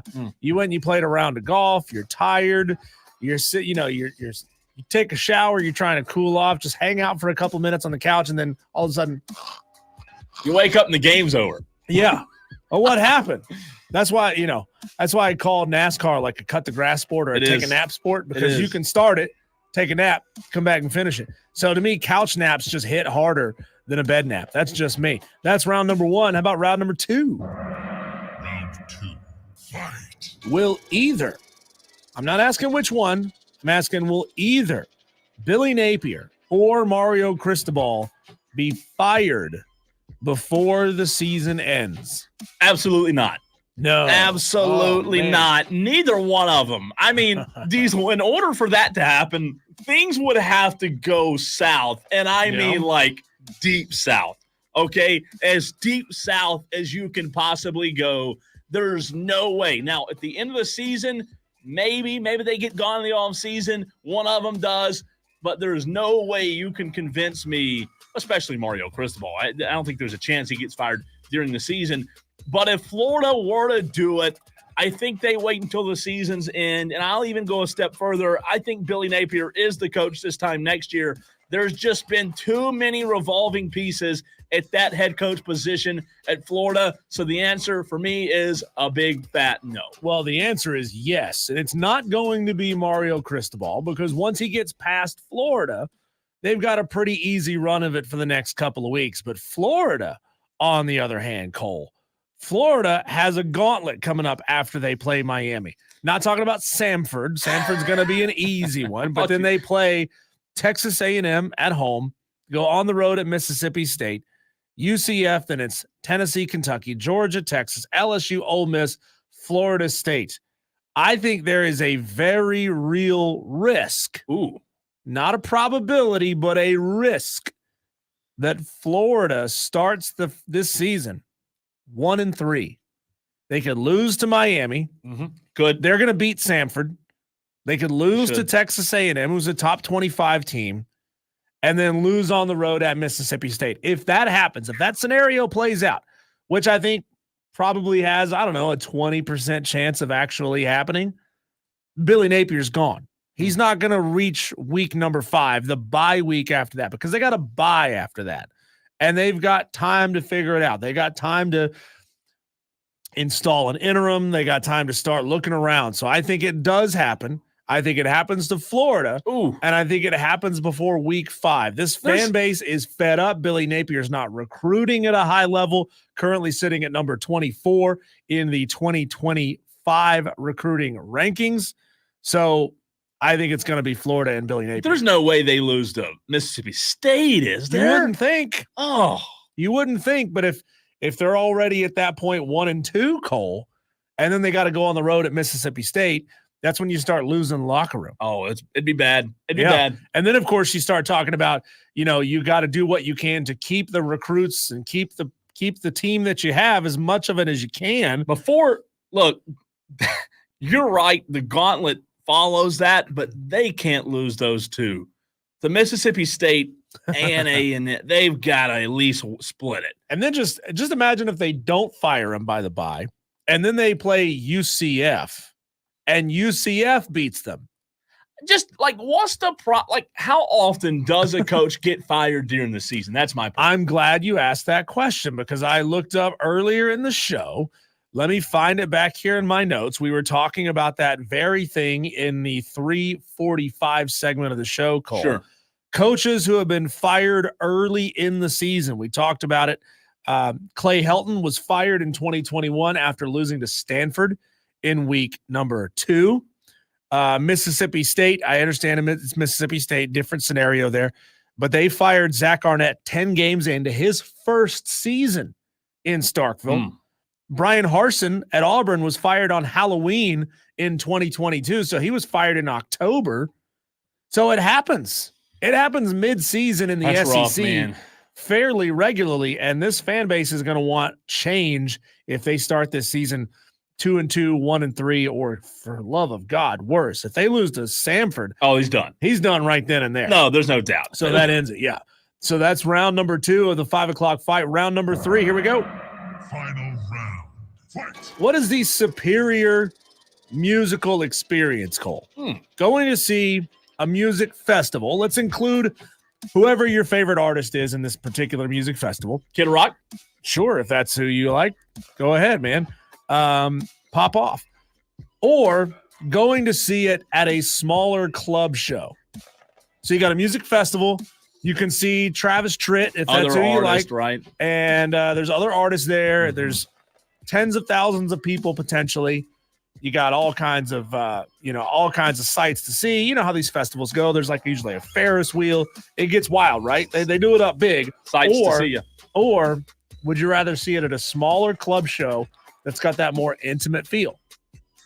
This is a tough one. Expound on smaller club show for me. 1,000 standing room, 1,500, 2,000 max. And he's the only artist? Well, it could be him and a opener that he brings along the road. God, this question's tough. Yeah, it's usually not going to be. Now, I don't know a ton about country shows as far as it goes with touring at 1,000 to 1,500 standing room venues, but they usually bring on a couple of smaller up and coming artists. Sure. At that point. This one's so tough. One of the tougher ones. I will go. I thought I was going to go club show, but I'm not. I'm going music festival because for the bang that you get for the buck, spending the money, not only getting to see Kid Rock, who I was out of town when he was in Anderson just 3 weeks ago. You want to be a cowboy, baby. The 1 week he's in the upstate, I'm out of the freaking country. Oh, so is this really Kid Rock? You weren't joking? No, he was 3 in Anderson. No, I know he was in Anderson. Is he really your favorite? Yeah. I love him. Love Kid Rock. Wow. Love Kid Rock. I mean, I'm not even kidding. Do you feel like a devil without a cause? No, but should have been. I mean, you going platinum, selling rhymes. You went platinum 7 times. God, there's so many good ones. There's so many good ones. Don't even get me started on that because that's a debate for another day. So what word do you think he was going with Cowboy, when he says you can roll with rock or you can suck my what? Sock. Oh, okay. Yeah, because in the song they bleep out the word. You don't know what he's saying. I don't want to say. We still don't, to this day, we don't know what Kid Rock wanted somebody to So suck. I know that was a long answer. That went, to Kid Rock, and it wasn't supposed to, but Music Festival, because I can see multiple artists. I feel like I'm getting a better value paying for the ticket, and you're right. The atmosphere, man. The atmosphere is going to be fantastic. Thousands and thousands of people. That's the only right answer. Club show is the way to go because think about it. You're in a club that's 1,500. No matter where you're standing inside of that club, you are closer than you're probably ever going to get at one of those massive festivals. I hate pushing my way through 40,000 people just to stand behind the one dude who's like 6'9". He's always standing right in front of you. I don't know how that works, right? That one tall guy is always there. I like the club shows, man. I want to be down and dirty. I want to be in the room with them. I don't want to be a quarter mile away and listening to it bounce off all the other stages. You're singing Kid Rock lyrics in your head now, aren't you? Yeah, I am. Good God, you're addicted. You're addicted. So give me the smaller club shows. Okay, so we're going to recap here. Round number 1. What's better, a bed nap or a couch nap? Cole's going bed nap. I'm going couch. Round number 2, will either Billy Napier or Mario Cristobal be fired before the season ends? Cole says, no way. I said, yeah, way. It's going to happen, and it's going to be Billy Napier. Round number 3, the Superior Concert Experience, a big music festival with potentially dozens of bands going on stage in a day, or a smaller club show. Cole's taking the big festival. I'm taking the smaller club show. Come on. What say you? You get to decide right now. Text in 71307. Start your text with keyword fan. While you're thinking about it, sending in your texts. Voiceover guy's going to tell you how you can submit a 5 o'clock fight idea. What do you want Diesel and Co. Bryson to fight about next? If you've got an ass, I'll kick it. Submit your topics to Diesel at thefanupstate.com. Subject line, fight on the Fan Upstate. Yeah, we. Come on now. Or is there a better one than that? God, don't get me on a Kid Rock. Without a Cause was a fantastic album. It's one of my all-time favorite albums. I'll from that talk era. Kid Rock for the next 2 hours if you want me to. Even Only God Knows Why was a good song. Oh my God, there were so many great songs. You didn't think I like Kid Rock? No, I thought you were kidding. No, man, I love them. These are probably my all-time favorites. So many good ones. Devil Without a Cause, a great song. Roving Gangster, Cowboy, I Am the Bull God. I discovered I Am the Bull God on a compilation CD called Hard and the Heavy. Yeah. And it was when like all these bands would come, the label would put all these bands of varying, like similar styles, but all metal bands onto one album. And I discovered so many amazing bands off of that. Kid Rock's one of those guys where like, it doesn't matter how old you are. Every year you can discover a new Kid Rock song that you had no idea existed. I'm serious. What did you think of his technique when he was when that guy was swinging around his colostomy bag on Kid Rock's stage at his Nashville restaurant? They got the restaurant shut down, by the way. Probably should have, right? Yeah, that's probably good. Okay, so Tolos texting in 71307. Start your text with keyword fan. Tell us who won each round of the 5 o'clock fight. We got a couple of messages coming in here on the stream as well. We'll give you some more time to keep those. I don't think we need to do the text. No, I hadn't opened it. I hadn't opened it yet. I'm just looking at Madcraft. I think we just go to break. With you here. He says Diesel wins round 1 and 2. Cole gets round 3. So he's with me. No, let's go to break. No need to go to the text line. Okay, let's. Oh, no. Okay, now I see why. You didn't want to go there. Not good. Okay, not good. Where do we start? Dang, Diesel's won the first 2 rounds. Cole, you're picking the wrong Dang, Diesel. side. Remember Damn Diesel, Daniel? dang, This is Daniel. Dang Diesel. Texter says, round 1, Diesel, couches rule. Round 2, Diesel, at least one is gone before the end of the season. Man, that would shock me. Round 3, Diesel, small clubs better. Texter said, God, Cole, I love you, but swept under your favorite rug because you've been swept today. Scotty from BMW says, Diesel, get the broom out. It's a sweep 3-0. Scotty, what I do to you? Tolo Steve, round 1, Cole. Round 2, Cole. Round 3. God, I love Tolo Steve, man. Tolo Steve's the best. On a bad day like this, I can count on him. Corn Chip Diesel with the sweep. Catch you guys later this week. I'll be at Green Day tomorrow. Nice. Are they here in the upstate? No, they're going to be in Atlanta tomorrow. It's Green Day, Oh, wow. Smashing Pumpkins, Rancid, and the Lindas. How about A couple that? of punk bands. Now, I'm going to see Smashing Pumpkins tonight in Simpsonville. They're at Wow. CCNB. That's going to be a mess, man. Yeah, a lot to clean up. Is it? All those pumpkins? Yeah. Come on. I was going to play a game. See, like back in the day, I used to love interviewing bands, and I would use the band name to come up with like a good way to interview them. I played Island Trivia with the lead singer of the band Islander and asked him like geography questions about islands. He didn't have a clue. But that was tough. He was completely lost. And so I was going to play a game called Gourd or Not a Gourd with Billy Corgan of Smashing Pumpkins. So we're going to go sight, smell, and sound.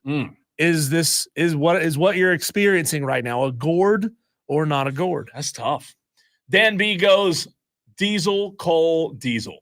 Dan B, not a fan today. Bo says Diesel round 1, Cole round 2, Diesel round 3. Bo, read the rest of the suck. text. Bo says in the next that. Let me get to the other. Oh, he also said sock. He said suck that sock. I didn't want to read it all three together. Yeah, you notice that? You notice that? I tried to break it up there. Texter says, Cole, I'm having to put your picture away because of this sweep. Well That's done, good. JD. Well done. Well done. Let's see. Texter says, I saw Kid Rock the Friday night at a hole-in-the-wall bar. Following Sunday, he aired MTV. Wow. That must have been an experience. CJ from Greer, Diesel with the sweep. Smaller venues are by far the better experience. Everybody's going Diesel with the sweep. Texter, Diesel with the sweep due to Cole's questionable taste in favorite musical acts. Come on. What is the deal today with the Tolos? Y'all really think that they're going to fire a coach in the middle of a season? Y'all really believe that? There's no way. I hope I'm going to keep I'm going to do a Dion. Florida, okay? I'm keeping receipts, by God. I'm keeping receipts. Nuts in Gainesville. They are nuts in Gainesville. You think they wouldn't do it? They just hired the guy 4 days ago. He's been there for like a year. Yeah, but this is the transfer portal era. You don't get all that time. You don't get all that time. I don't know, man. This might be one of the most lopsided ass kickings I've ever delivered to you. It was bad in the 5 o'clock fight. I got one win. Ooh, that's rough. We had a texter get in earlier and say, it was from Mike Main. He said, where can we find the Upset Picks leaderboard? Mike, you can find it at the Fan Upstate on Twitter. You can find it at the Fan Upstate on Twitter. Yeah, we put it up that right now. Yesterday. Now we've made a correction or two in the leaderboard. Really, only one of the games ended up in an upset anyway. So everybody who picked Georgia Tech over Florida State got points, and we missed out on John Dog and Will G. And Cole. And no, not you. Jake Crane and Josh Pate. We didn't put those guys on the list. So they are the only ones now there's 21. It's up to 21 Tolos who have picked correctly. I just retweeted in week 0. I just retweeted the official Wire to Wire Upset Picks Challenge. Again, do so right now. If you don't already follow us, Diesel is at Diesel on radio. I am at the Cole Bryson, and then you can follow the station at the Fan Upstate. Get your phones out if you're not driving. Give us all three a follow while you're at it. Go ahead and start just chewing on these games coming up, because I'll be frank, I haven't looked good enough, Diesel. I haven't spent enough time trying to find mine.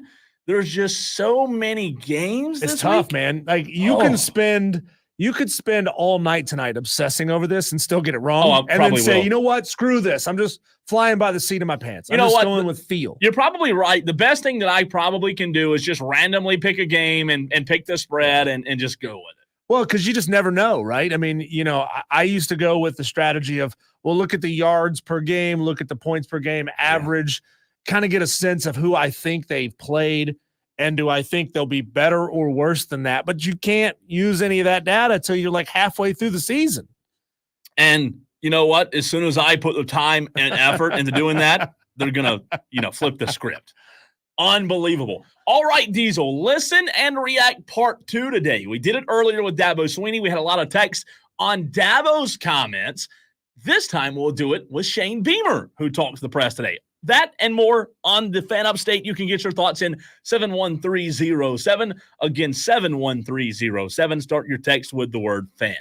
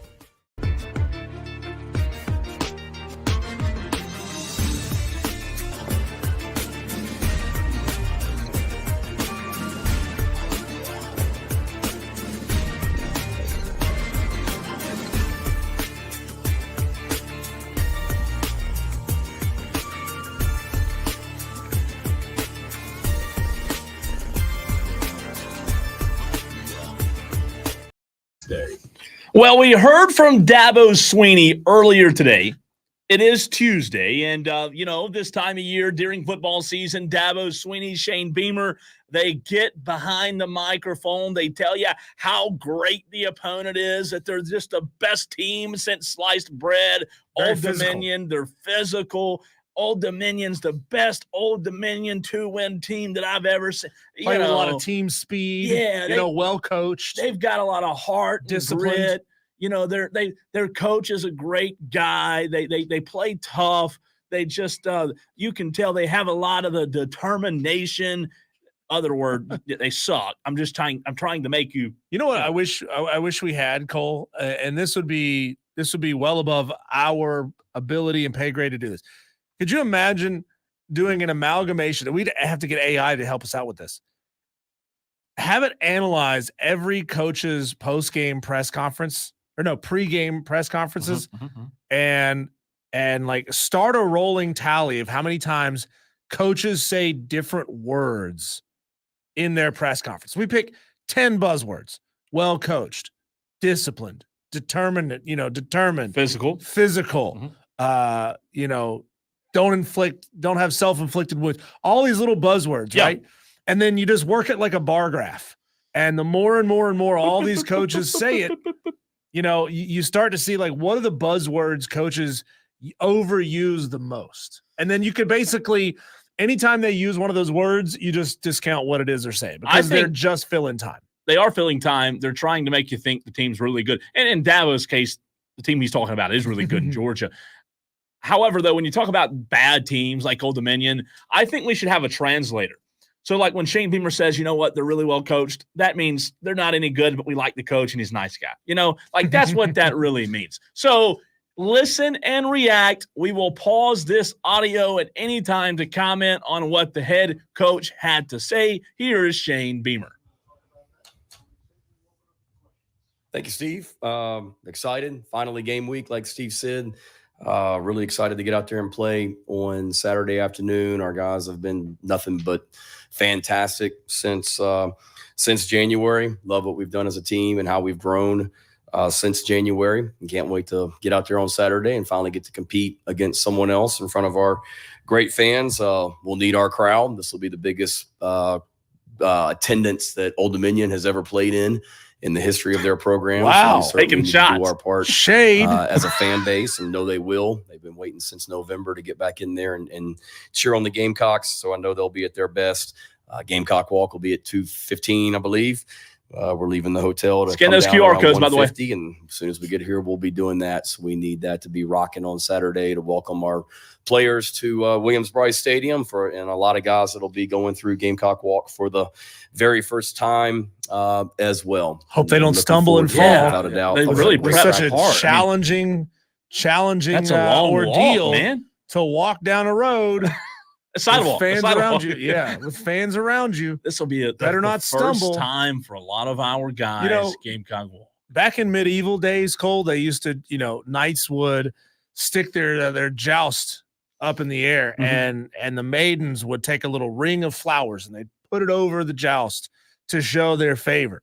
Now you just scan a QR code on their backpack and Send them $20. Send them $20. I like it. This morning, great spirit, great energy, intensity, everything that we wanted it to be. That was on display this morning. Great respect for Old Dominion and their program. Obviously very familiar with them growing up in Virginia and recruiting up there for so long. They're located in a hotbed of recruiting in that part of the country. They've got good players. Time out. Translation: we're only playing them to get in with Their talent. Hampton Roads era talent and high school coaches. Where is Old Dominion located? Do you know? Norfolk. Norfolk, Virginia. Norfolk, Virginia. Wow, look at you. Yeah, well, they're in my team's conference. That you helps. cheated. I'm just kidding. I'll give it to you. What city is James Madison in? James Madison's in James Madison. Harrisonburg. Ah, What city is Southern Miss in? Southern Miss. Southern Miss. Mississippi. This is the state. It's the state. I mean, the city. I don't Hattiesburg. I would never guess that. What city is Arkansas State in? Arkansas State is in Little Rock. No, that would be UALR. They are in Jonesboro. I know that. Jonesboro, Arkansas. I go to Arkansas to duck city? hunt. But Ooh, here's a good one. What city is Coastal Carolina? Conway. There you go. Yes, they're not in Myrtle Beach. Don't let anybody tell you they're in Myrtle Beach. I got that one. Sorry for the interruption. Back to Shane. There's no question about it. You look back at last year, they easily could have been an 11-win team. No, they couldn't. They had 5 losses last year by 6 points or less. So they very easily could be a team that we're sitting here talking about, an 11-win team that was in the mix for a New Year's 6 bowl game. Wait, who is he talking about? What team are we talking about now? Is he talking about Old Dominion? He is. 11-win team. 11-win team, yep. Wow. Whatever it was called last year as well. Got a linebacker that's the preseason player of the year in the Sun Belt Conference and is their all-time leading tackler. He is all over the field. Offensively, and they play a unique style of defense that will present challenges for our guys in the run game, without a doubt. Play really, really hard. That's evident on tape. Offensively, they'll look very much like Tennessee with the tempo, the formations, the concepts they run in the passing game, the patterns, the run game.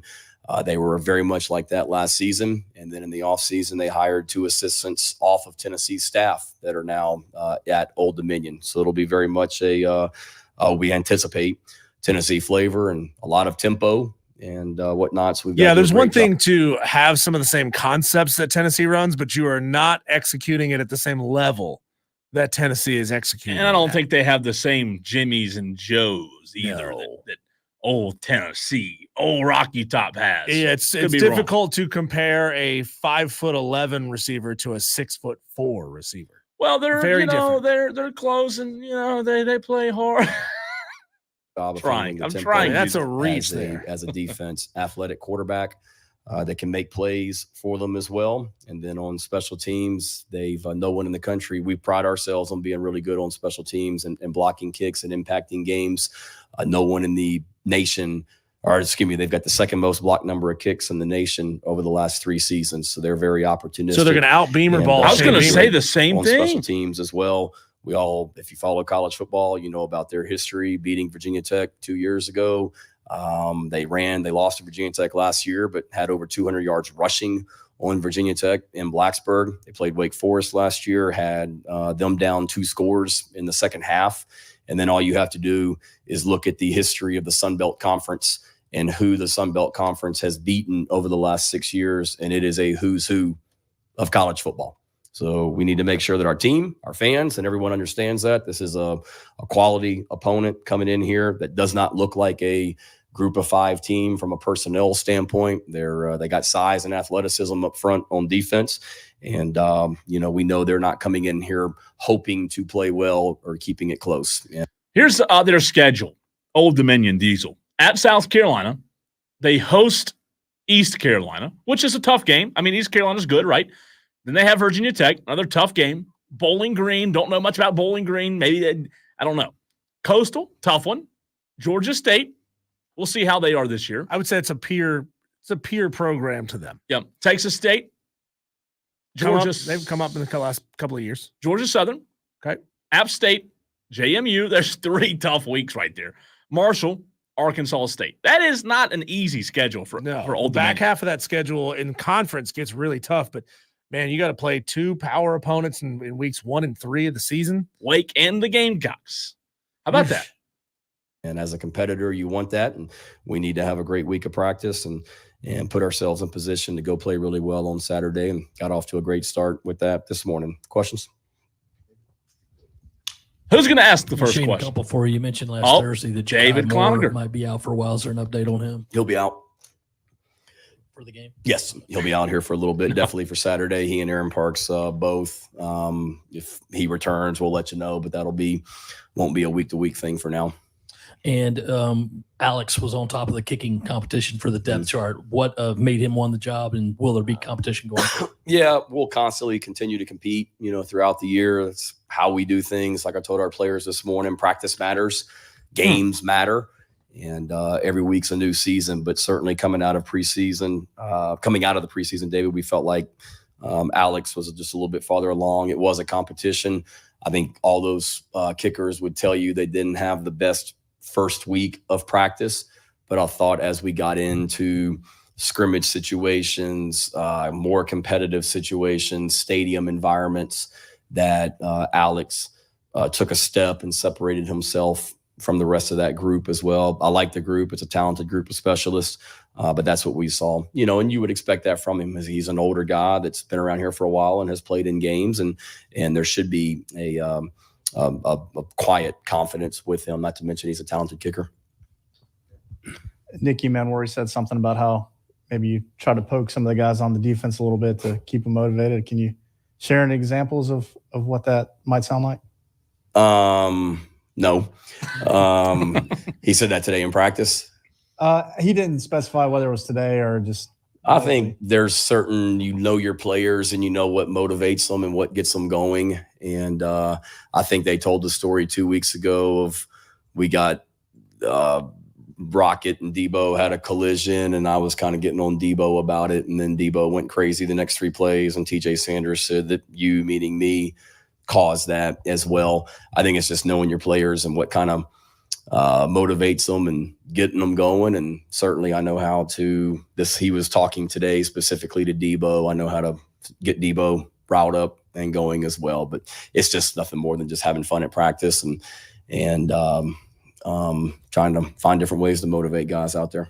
All right, that's Shane Beamer, Diesel. Saturday, they are a 21-point favorite. As of right now, today, Tuesday, what is your lean on that spread? 21 points in favor of the Gamecocks. Where are you leaning?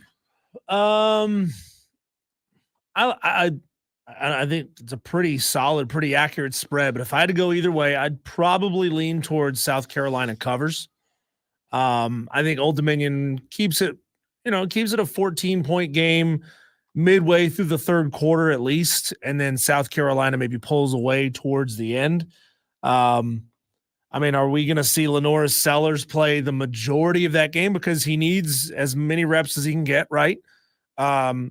So do they leave the starters out there for maybe a little bit longer than a traditional logic would dictate? I think so, yeah. I think you probably do see I had his name in the back of my head for a second. The backup there at South Carolina. Oh, Robbie Ashford? Yeah, Robbie Ashford. I do think you see Robbie Ashford probably come in and play all of the fourth quarter, but I think I would be shocked if Lenore Sellers doesn't play through 3. So would 31-10 be a big enough margin? That's 21 points, by the way. That is the spread.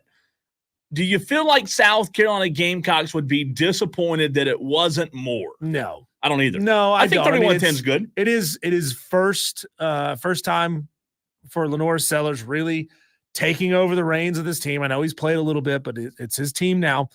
So if you can put up 4 touchdowns in an effort against an FBS team and win comfortably, sure, that's a good day. Sure. That's a good day. That's one of those days maybe you keep a couple of fans in the stands a little bit longer because it's a little bit closer of a game down the stretch. But I think South Carolina probably beats the spread on this one of 21. And I do think South Carolina fans should stick around to see Robbie Ashford if he does get the chance to come in. Now, Shane Beamer, one quote that he didn't say right there, Diesel, that I did tweet out earlier today at the Cole Bryson on X, on Twitter, whatever you call it.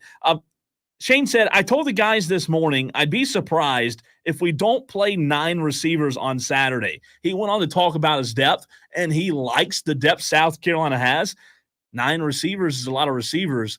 I don't know if that's a good sign or if that's a sign that nobody's really emerged in the wide receiver room. Interesting quote, though, from Beamer. Yeah, he did give us that quote, a week ago. So it's always hard, because coaches, they also know that things that they say get back to the players, and sure, the players will say, "What do you mean, coach? You don't think we're that good?" That's all. That's where these things go sometimes. That's Shane Beamer. We had quotes from Dabo Sweeney earlier in the show. Make sure you go check that out on our podcast. We reacted to the Dabo Sweeney press conference. What time do we do that, Cole? We did that at 4 o'clock. 4 o'clock. So you can go find that in the 4 o'clock podcast here on the Fan Upstate. You can find that on your smartphone, on the Odyssey app, on Apple Podcasts, on Google Podcasts, on Spotify as well. When we come back, we'll take a whip around the sports world and hit our Daily Wires next.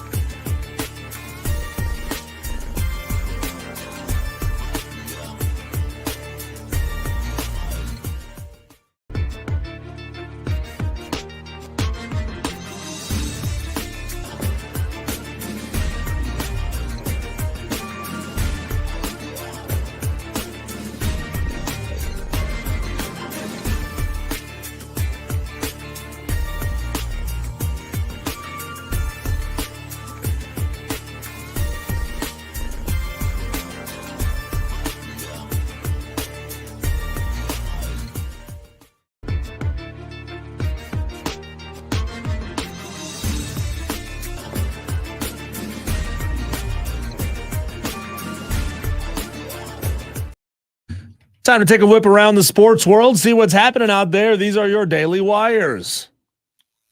This is the buzz happening out there. The Carolina Panthers have made their roster moves, get down to the initial 53-man roster. Among the players released, Cole, a lot of no names, of course, but there are a few that fans will recognize their name. Cornerback DiCaprio Bootle is gone. He sounds like he's financially stable anyways. Wide receiver Terrace Marshall Jr. has been waived from the Carolina Panthers. as has wide receiver Sam Pinckney.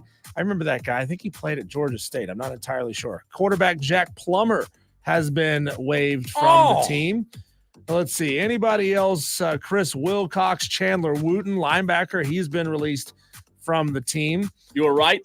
Conference, wrong team. Coastal Carolina. Went to Coastal Carolina. How about that? I knew I recognized the name. I give you credit for that, though. Let's see. Outside of that, not a ton of guys who are gone that anybody is really going to recognize their names. I don't understand the Jake Plummer thing. Like, he played better than Bryce Young in the preseason. It's almost as if meritocracy doesn't actually matter in the NFL. Former Clemson Tiger and current Atlanta Falcon A.J. Terrell has been named honorary captain for the 2024 Aflac kickoff That's game. cool, man. He will join the captains at midfield for the pregame coin toss. So you Clemson fans who have fond memories, tune in time for the coin toss. NFL owners are expected to vote to change the league's ownership structure today, allowing private equity firms to purchase limited stakes in NFL teams. Here's how they're trying to sell this to you, Cole. Okay, not to me, but okay. Yeah, they're just going to let private equity in, okay?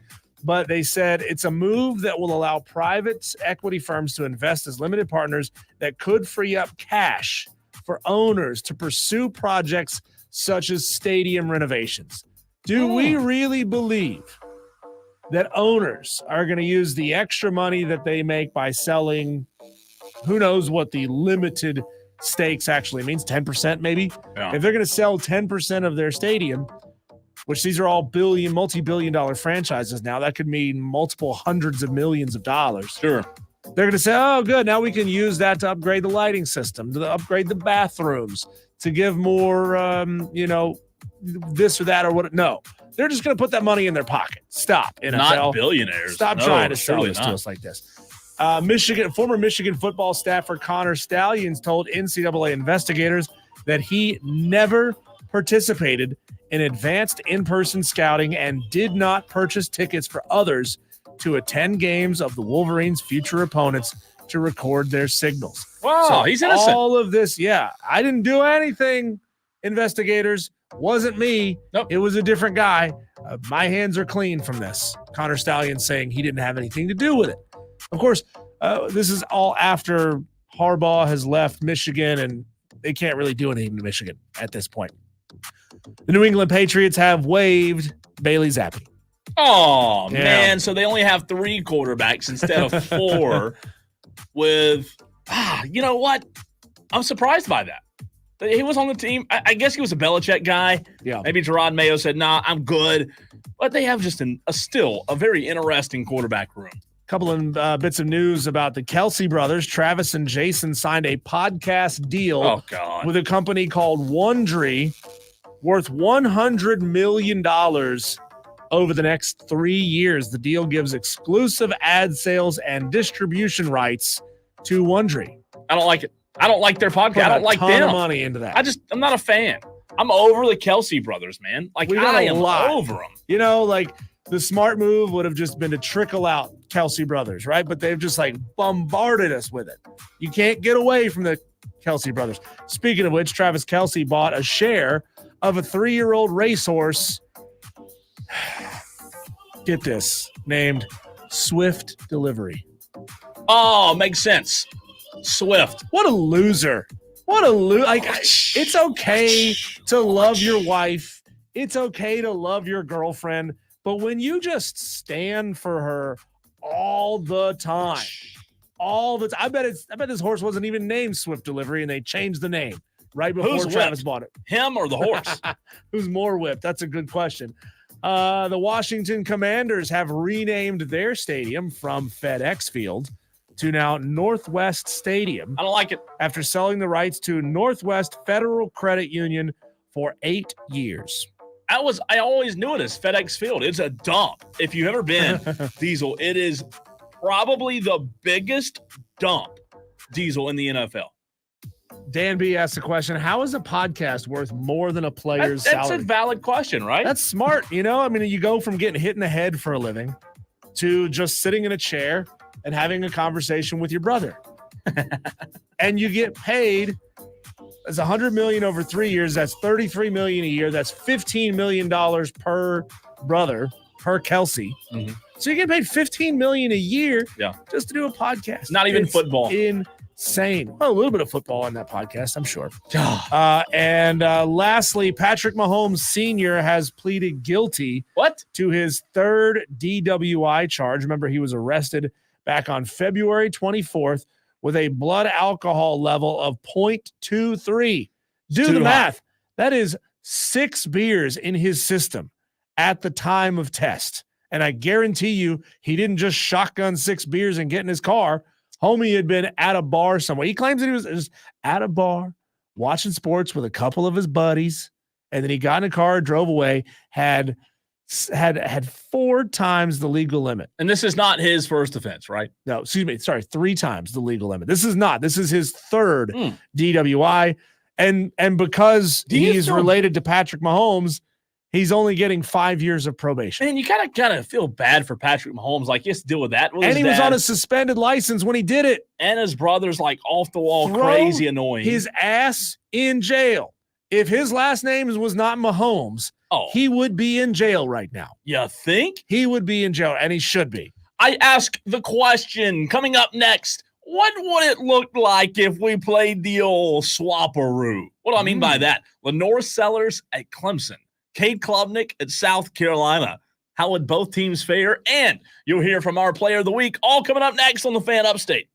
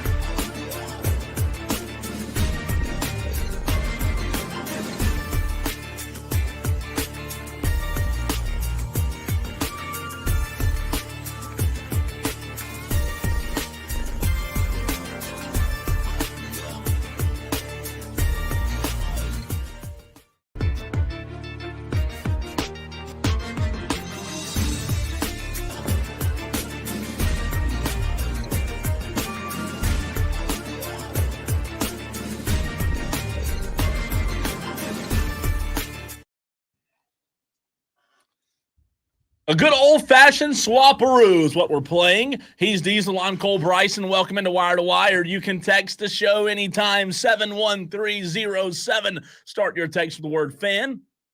Phone lines open as well. Let's get the phone lines going today. We haven't had much traffic on the renewal by Anderson of the Carolinas fan phone. Tolos, they got to make their money. They got to get paid too. Renewal by Anderson. Let's get that phone line rolling in this segment.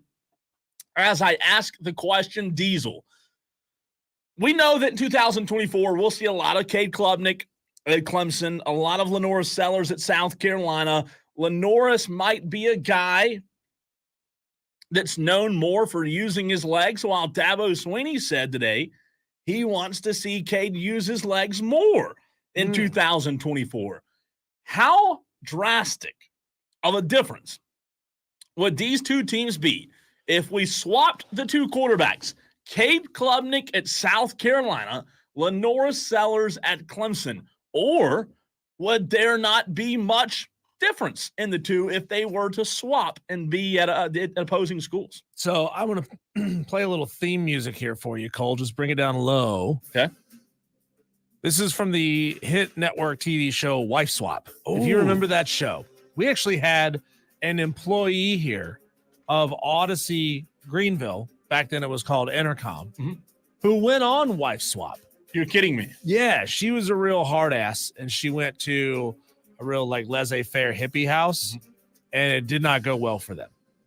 So there you go. So that was the wife swap that theme was right the there. wife swap thing. I wouldn't Never expect watched a it. lot of our Tolos to remember that, so I had to explain what was going on here. Sure. That's what we're doing here. Swapping the wives. But yeah, so Lenora, okay, let's look at LaNorris Sellers on Clemson's roster. I don't know enough at this point to say LaNorris Sellers would be an upgrade over Cade Klubnik as far as a passer goes. We hadn't seen I'm enough. I'm sure he's adequate. So I would say LaNorris Sellers probably is equal to, well, he's better than Cade Klubnik with his legs last year. And he is at the very best equal to Cade Klubnik's arms. So I think LaNorris Sellers would have been, especially considering how many of the wide receivers went down, LaNorris Sellers would have been a big upgrade over Cade Klubnik last year. So I'm glad you said that, because I was going the same direction. I thought our Clemson Tolos would get mad. I don't know about this year. Cade has a little bit more help at receiver. He did have some difficulties last year with two of his best receivers going down early in the season. But I'm in the same boat of LaNorris at Clemson would provide an interesting dynamic with Phil Maffa, right? Both running threats. LaNorris Sellers, in my opinion, I think one of the better parts of his game will be when he is able to create plays with his legs. And that can still include throws and passes, but when he's able to roll out, right, if the offensive line is an issue, if he's able to roll out and buy some time and hit some guys downfield, I think in the Clemson offense, I think he might have been better as well last year. This year's TBD, we know that. But Cade Klubnik in the South Carolina offense last year, I mean, obviously, I think he would have been serviceable for Xavier Legette, but passing-wise, Diesel, you couldn't get much better than Spencer Rattler was last year at South Carolina, passing-wise. Well, Spencer Rattler threw a lot of picks, so that was a big problem for him. But going back 1 second before we move on, going back to LaNorris Sellers at Clemson, I would look at him as being kind of a Deshaun Watson without the arm. Ooh, right? I mean, Deshaun was lightning when he used his legs to create. So I could see some similarities in the way Deshaun Watson was able to create with his legs. Again, we just don't know what LaNorris Sellers' arm is going to be. Yeah. But Cade Klubnik heading to South Carolina.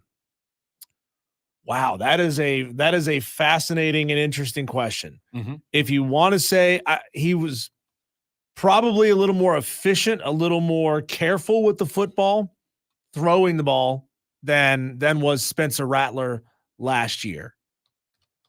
Legs, he doesn't have them. No. And legs, he probably won't have what LaNorris Sellers has at South Carolina this year.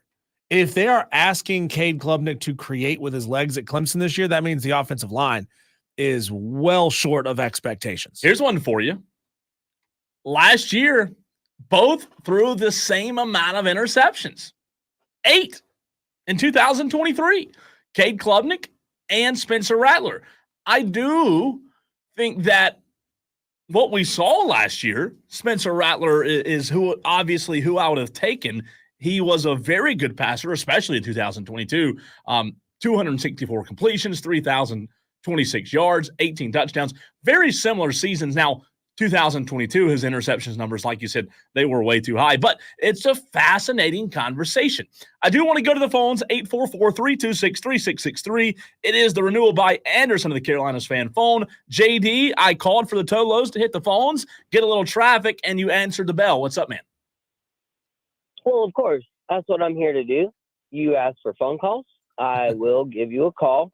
And I will say that I think right now, if Cade Klubnik were at USC, we would be far worse off than we were with Spencer Rattler and Lenora Sellers going into this year. And I also think that if you put Lenora Sellers maybe into a Garrett Riley offense, I think they had a chance to be far more dynamic. So, I mean, we've got a lot of things to see going on this year, obviously. I hope that Cade and Garrett Riley have gotten on the same page. I don't think that Cade can use his legs the same way that Deshaun and Trevor. I mean, we saw Trevor Lawrence go for like a 55-yard touchdown against Ohio State. Yeah, I mean, the dude had legs. And so we haven't seen that out of Cade. We haven't seen his downfield precision. And so, yeah, I think Clemson, though, if they had Lenora Sellers, I guarantee at the end of this year, y'all will wish that y'all had Lenora Sellers under center. I'm not saying anything's going to go crazy. I'm not saying Cade is going to be bad this year. I think hopefully going into year 2 under his offense with Garrett Riley, I wanted Garrett Riley as the offensive coordinator at Carolina. And so I really pray, though, for the sake of everybody here in the state, for everybody's sanity, that we all just have a good year. It's football season, y'all. So you want Clemson fans to have a good year as well? Yeah, I mean, hey, I'm not a hater. I got a little cousin that's a walk-on down there at Clemson, man. Yeah, I want him to have a good year. Okay, all right, fair enough. I got a little cousin on the team. He's a preferred walk-on offensive lineman. I hope everybody has a good year. I hope everybody avoids injury, and I just hope that we see the best possible football possible going forward. Thanks for taking my call. You asked for a phone call. You got it. Y'all be blessed, not stressed. Thanks, JD. 844 fan phone. That's the way JD's you got to be like that classic meme. You know, the one where there's the cartoon guy and he's sweating and he's like deciding, do I press the red button or do I press the blue button? Like, I'm a Carolina fan, but I've got a cousin that plays at Clemson. Like, what do I do? That's JD right there. It's a tough line to walk, especially like when you have kids. Like, I would always imagine it being for the parents that had kids at both, you know, like playing at both. We got Tolos who have called into the show and said they are longtime diehard Clemson fans, but they got to write a tuition check to South Carolina and vice versa. That's tough, man. But you know what? All of them have said it's painful to write that check, but it's being done for the right reason so that their kid can get a quality education. They understand at the end of the day, I hate the football team. I hate the basketball team, the baseball team. I don't hate the education that my kid is getting when they go there. No, I get it. Now, I don't necessarily disagree with JD. Like, I don't know that there was enough evidence last year to say, come on, you're crazy for taking Spencer or Lenoris over Cade Klubnik. The fact of the matter is he wasn't really good last year. Was he good at times? Yes. Did he end the season well? Yes. He had a great game against Kentucky. I think there's a lot to be built. If he can continue to build off of what he did against Kentucky, I think there's improvement. However, I don't know that I disagree. I think that Spencer Rattler, man, I don't know how he'll pan out in the league, Diesel, but I'll tell you this. college-wise, when you talk about a passer that didn't have an offensive line, Spencer Rattler did as good as he could have done. It could have been a lot worse with that offensive line. Texter from the 977 says, JD is an honorable man because I hope Clemson loses every single game and get severely injured in the process. Texter, that's rough. wrong. Can't you just want them to lose every game but be healthy? That is rough. You know, you're asking for 19, 20, 21-year-old kids to get sprains, strains, broken legs, perforated spleens, all that. That's tough, Texter. What was that last injury, Deez? Perforated spleens. Can you punctured lungs? Can you describe that last one for me? I mean, what? Well, perforation. Like when you try to, you got to separate two halves of a piece of paper, like a check. Sure. Yeah. That's a perforation. So it's a long line of little bitty punctures. Little bitty. So you could have somebody stomp on somebody and with their cleats and perforate their spleen. How about that? We got a text that says ham.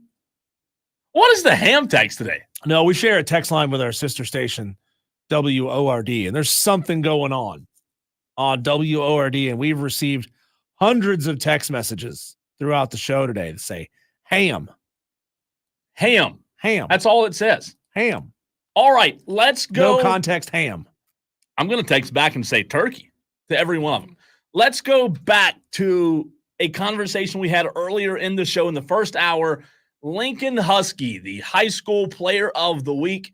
He had quite the night, and it was in the middle, so I think I've got it. And if I don't have it, bear with me. Don't fire me. Don't hate me. I'm going to do my best. I think it was right in here. We like the formation that they. All right, here we go. This should be the beginning. What was it about the Greer defense? Was it the formation or just the personnel? What was it exactly that you saw once you got out there? Because what you see on Friday is a little bit different than what you see on film, right? You have to get hit a couple of times to get warmed up to what's going on. What did you see once the game started?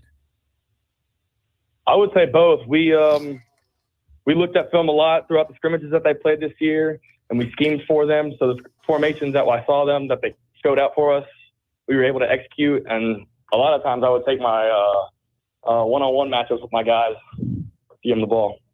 Lincoln Husky joining us here on the Fan Upstate, Boiling Springs quarterback, our player of the week. 6 touchdowns in a single game. Lincoln, is that the biggest single game performance of your career? Yes, sir. I would have to say so. I don't know many other performances I've had like that. Not a bad one to have. Hey, talk about the reception. 1 reception, 20 yards, and a touchdown. Was that something you guys worked on during the week? Yes, sir, it was. Well, we actually had it in plan a year ago, but we never got to use it. So we brought it back for this year. We liked the formation that they were in, and Coach Sher called it, and it worked perfectly. As a quarterback, Lincoln, when you are in a play where you are catching the ball on a design play like that, are there extra built-up nerves in that kind of play? A little bit, but once the play starts, you just flush it all out, and I just ran out and caught it, did what I did. Lincoln, talk about the relationship that you have with your head coach there. And, when you're having a game that things are clicking and things are working really well, how collaborative is the effort when you go to the sideline and you say, hey, coach, I know we're doing this. I know it's working, but I also think this would work really well as well. Talk about that relationship you have with your coach. It's a really good relationship that I have. Being able to talk to him whenever I need to and being able to understand, while him also coaching me up, telling me, look, this might not work, this may work too. But me also coming to him and telling him, hey, this is what I see, this is what we might need to do. That's fascinating. We were talking to a quarterback last Saturday on the Saturday Scramble about that very thing that Diesel just asked you about. This quarterback we were talking to said that his head coach kind of, at some point in the game, kind of turns the reins over to him. Do you have that same kind of relationship, like where if you're seeing something that the coach maybe can't see from his point of view, that you can kind of start calling the offense yourself? Yes, sir. So Coach Turk and I have been working a lot. So as the season's going to progress, he's going to let me read what the D-line's doing or what the safeties and corners are going to be ending up doing. So I'll be able to audible either a route or change formation or the run play that we have designed. Lincoln Husky, quarterback at Boiling Springs. He is our high school player of the week. Lincoln, what do you see as the toughest game on your schedule? I know that you you always game plan for the game that's right in front of you. Is there anything that's scheduled a couple weeks out on your schedule that you've got circled, or is your coach really instilling kind of the blinders on a horse, right, where you can't see anything but what's right in front of you? Yeah, our motto is one day at a time. So we got to attack the day each day, want to know every single day. So like 1 week at a time. So one game, focus on one team at a time. But I would say a big game coming up for us would be Gaffney. You can't help but not circle it. I like it. Hey, Lincoln, my last question for you. You're also a lacrosse player. For those in the upstate that don't know, is there any translation between lacrosse and football? Like playing both, does that help you at all, either on the lacrosse field or on the football field? Oh, yeah, of course. How so?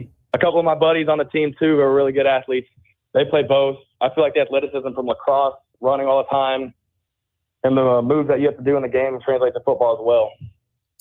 Well, Lincoln, senior quarterback there at Boiling Springs High School. I have no doubt, Lincoln, that if you keep putting up performances like that, we're probably going to be calling you another time or two over the course of the season. I mean, we try to spread the love around. We try to show off all the high school athletes in the upstate. But if you keep putting up 6 touchdown games like that, you're going to basically leave us no choice but to make every single Tuesday on the show, the Lincoln Husky Show.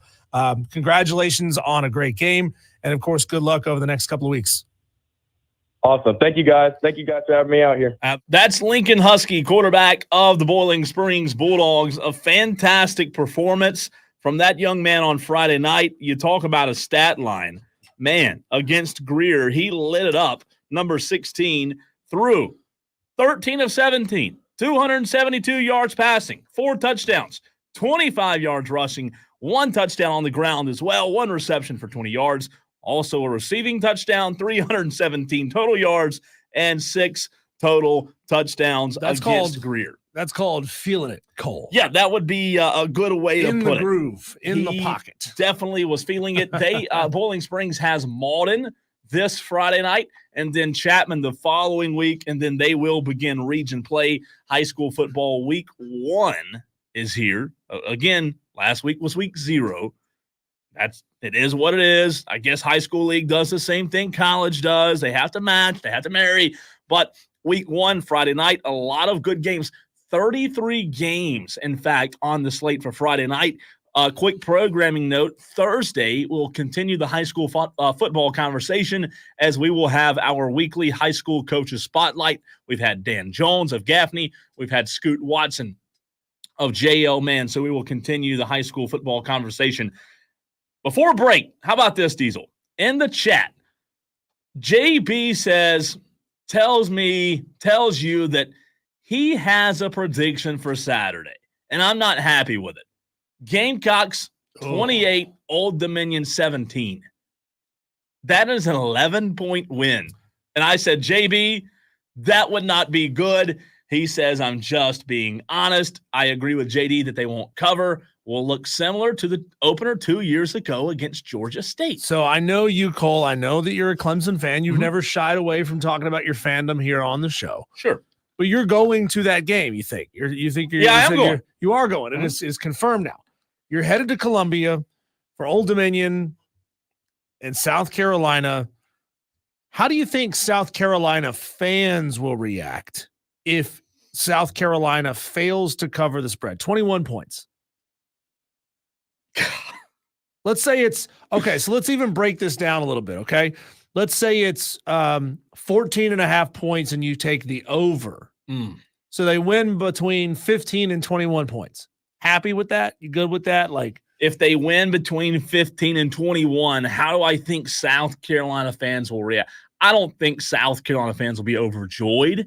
I think they'll be obviously happy they got the win, but let's say 15. Let's say on the lower side of your prediction there. Not prediction, but your I mean, what if it's scenario. a garbage time touchdown from Old Dominion that brings it to 15? Let's say South Carolina's up 22 points at that point, and they score a garbage time touchdown to make it a 15-point win. 32 to 10 or something like that. South Carolina's up. Old Dominion scores late fourth quarter.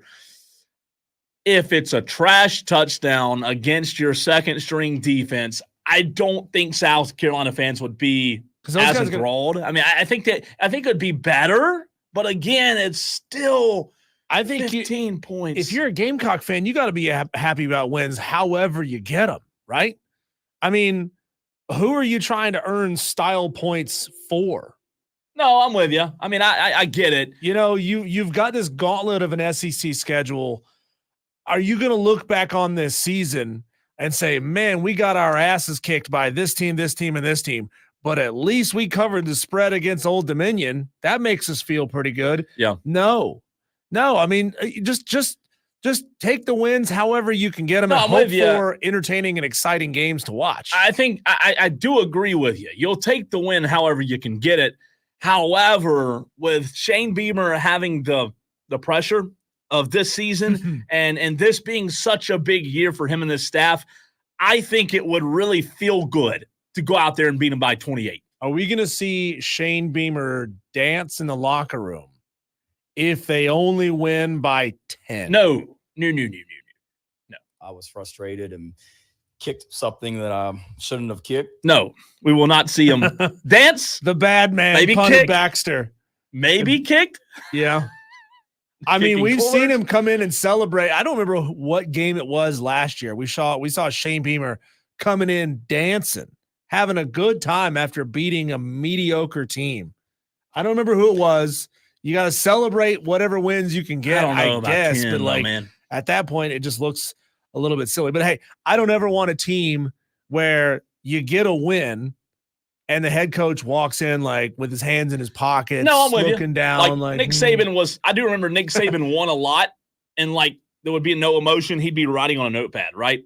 That's just the way he was. He was taking notes even after a win. How about this text real quick? 203 says Gamecocks win by 3, but Clemson gets that waxed. I'm good. That's the reality. I mean, South Carolina fans, they don't want to see Clemson keep it close. But that's not a good mentality to have. It's Wire to Wire with Diesel and Cole Bryson. When we come back, Cole, let's circle back around to a conversation we had to start the show. 4 schools each, or we'll just go free for all since we already did the 4 school angles. A couple of schools that are now all out of excuses in the 12-team playoff era. We'll get to that next right here on the Fan Upstates.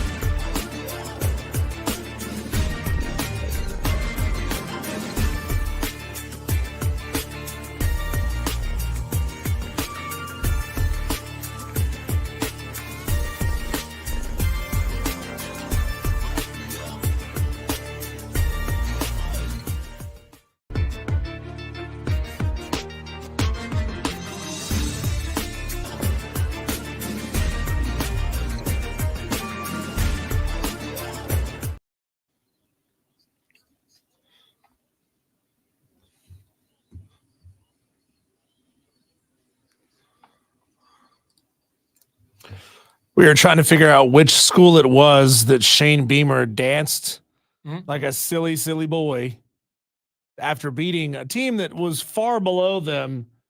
JB messages in and says, I think it was Jacksonville State that he acted like that. You can't be dancing into the locker room against Jacksonville State. And they were still FCS at the time. Like they hadn't moved up to Conference USA yet. He's a dancer. What can you say? Jeez. It was against Jacksonville State. I remember, Cole, when we had on Chris Phillips leading up to that game, we got Chris to agree. And I think he agreed to this because he believed there was not a chance in hell of this actually happening. He agreed that if Jacksonville State beat South Carolina, they would be the real Gamecocks. Ooh, that's tough. There's all those debates, right? Yeah. Who's the real USC? Who's the real Carolina? Which is the real Columbia? Yeah. And who are the real Gamecocks? So South Carolina may be involved in more turf wars than just about anybody.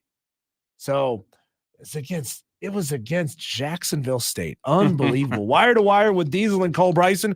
Don't forget that your upset picks are open tomorrow at 4:00. We'll start accepting your submissions. Obviously, if you want to pick a game that's going to be played on Thursday, it has to be in by the end of the show on Thursday. Without looking at the schedule here, and I will be able to give you a very complete. I would imagine we're not going to have any games going off early tomorrow, are we? Like noon tomorrow? You talking about Thursday? Thursday, excuse me, Thursday. 7 o'clock, I believe. 7 o'clock are the first games. I believe so. Okay, Yes. so good. Now, there's a 6 o'clock Okay. Howard at Rutgers, but there's no line on that. Yeah. There's no line on that one.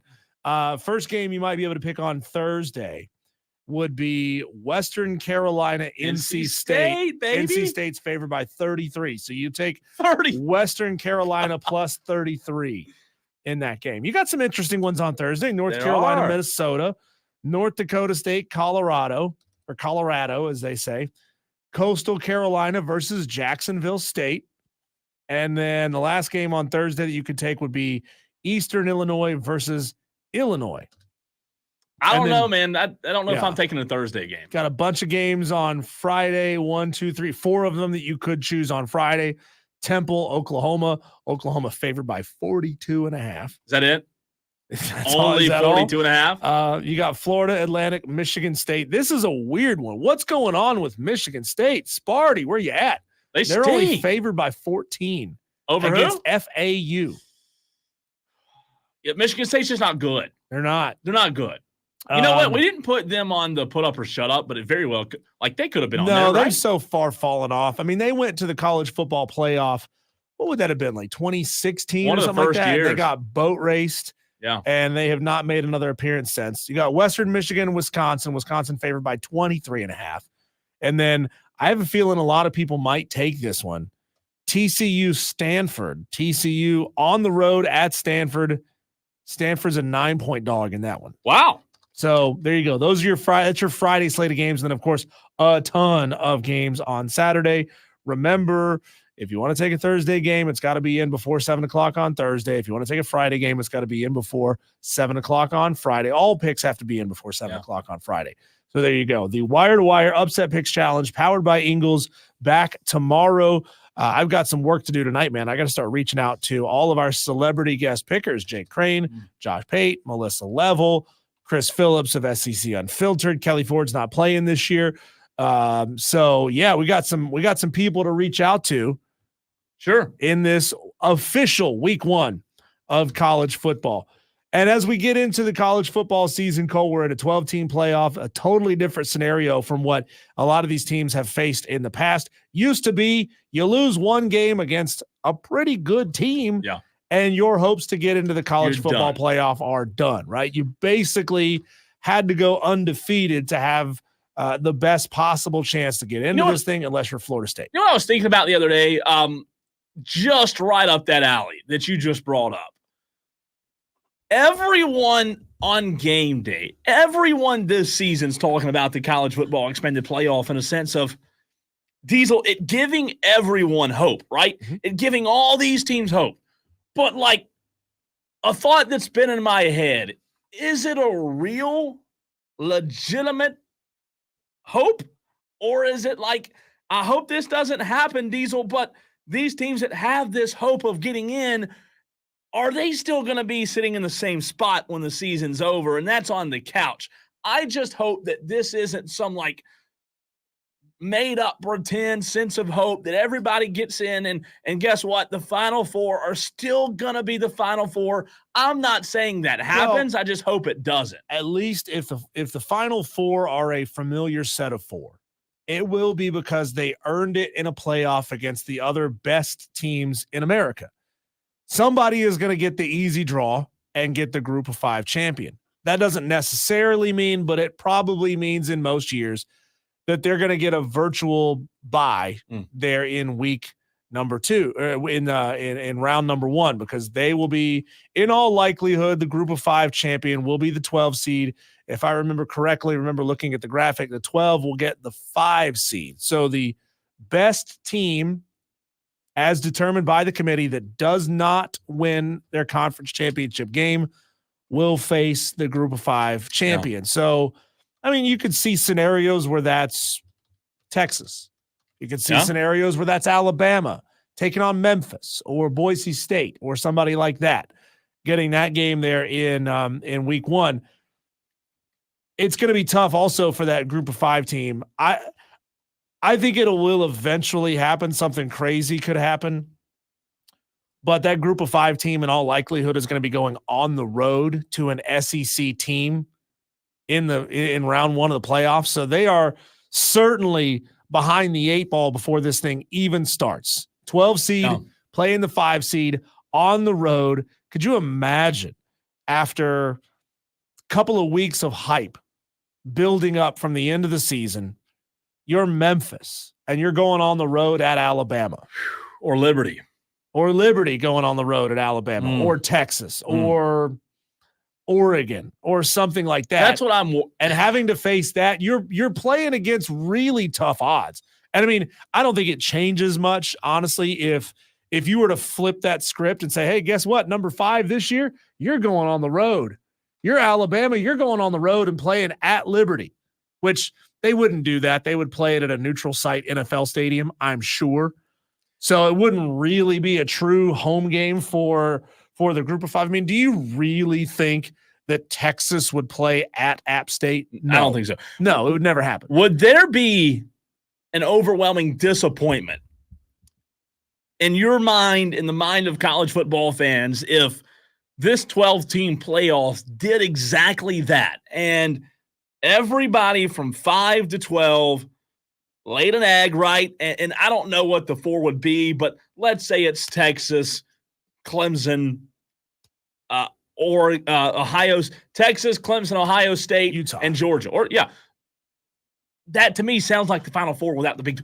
I just think there might be a sense of disappointment. No, I don't. I don't think so? I think this year is unique because it'll be, as far as the Group of Five is concerned, it'll be the first time ever that every team going into week 0, going into week 1, has a realistic and legitimate path in front of them to make the college football playoff. It's extremely difficult for a Group of Five. They got to thread a smaller needle than the Power Fives do, but at least they have access now at this point.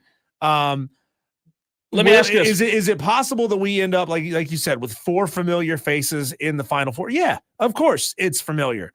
But ultimately, we will have decided that on the field and not have some committee made up of nameless, faceless guys and girls that go into a room that debate college football, that we don't understand why they did what they did, right? So it is a very clear, cut and dry method for choosing the 4 teams that get the first round bye. You go win your conference championship game, you're going into the playoff with a bye. I love that because it makes the regular season matter, because you have to be good enough to get into your conference championship game. That is essentially a semifinal or an elimination game to even get into the playoff. How many years from 2024? And I'd love to hear from the Tolos on this as well. 71307. Start your takes with the word fan. How many years does it take for a group of 5 school to win a playoff game? I say 8, 10. I believe it could happen the first 10 years. First 10? Yeah, and I don't think we're going to get. I don't think we're A going to really keep a 12 good team. Liberty team maybe could. No, there's no way. Why is everyone gassing up Liberty? Because their coach. They have had the weakest strength of schedule in college football for the past 2 straight seasons. They have not played a Power 5 in the past 2 seasons. They don't play a Power 5 for like 4 more years. I think it has a lot to do with their coach. They play the weakest conference they can schedule they can possibly play. And by virtue of that, and I'm not making this up, they have the 134th strength of schedule in college football 2 years running. That sucks to reward a team for playing that kind of schedule. It's ridiculous to reward a team for playing that kind of schedule, but it is what it is. I don't think Memphis. I don't think Liberty is going to be the team that gets in. I mean that's where being the highest ranked Group of 5 champion comes into play. Yeah, because the likelihood that a Liberty, given their strength of schedule, is the highest ranked Group of 5 champion when there's a possibility of Boise State running the table. I pick Boise State. Or a chance of Memphis running the table in the American Athletic or whoever it may be. If they do that and all of those teams play Power 5 teams on their schedule, if they win those Power 5 games or they acquit themselves very well in those games, Memphis plays Florida State. I know that. App State plays Clemson. I don't know off the top of my head who Boise State plays this year. I think it's either Washington or Oregon, but I'm not positive. If Boise State can look good, decent in that game, and then go win the Mountain West, they're going to get in that playoff over Liberty, guaranteed. All right, coming up next, the 2 spreads, South Carolina, Old Dominion, and Clemson, Georgia. Who do I think has the better chance of covering between the 2 Palmetto State schools? My early lean. Diesel's got to run. Your thoughts as well. 71307. Start your text with the word fan.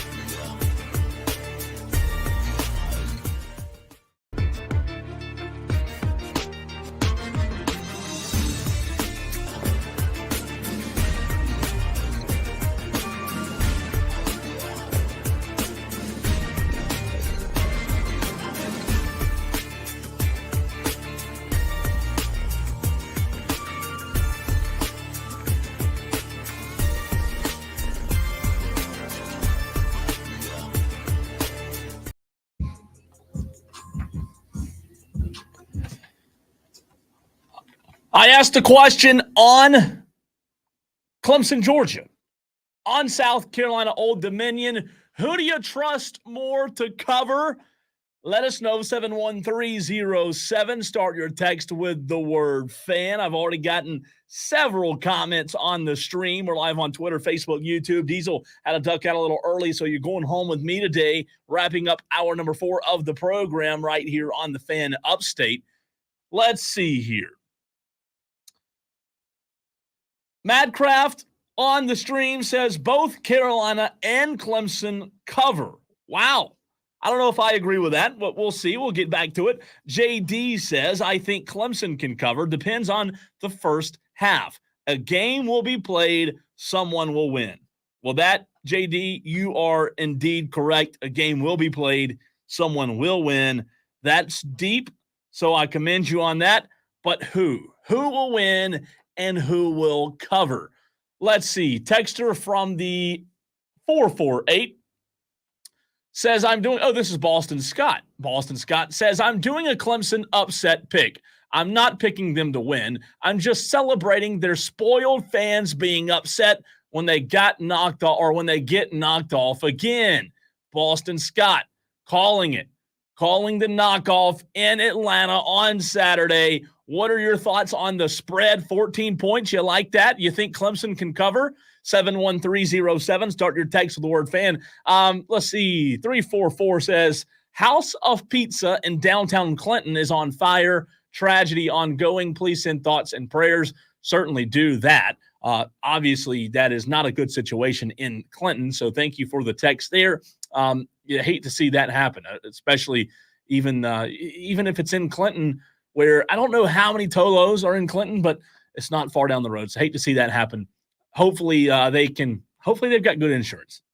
Hopefully they've got good insurance. DB on the YouTube stream. I think neither South Carolina team covers. Neither South Carolina team covers. So that would mean Georgia, if Clemson didn't cover and South Carolina didn't cover, it would mean Georgia wins by more than 14 and Old Dominion keeps it within, 21 right now? 21. You know what, DB? I think I can rock with you on that. I think I can agree with you. Because on the flip side, Madcraft said both Carolina and Clemson cover. And the flip side of that is what DB said, I don't think either one of them cover. I would say I would probably lean with what DB says. If I had to pick between the two, I would probably guess that neither happen before both happen. I'm not going to give you my score prediction quite yet. However, I will tell you, I do not think Clemson covers on Saturday.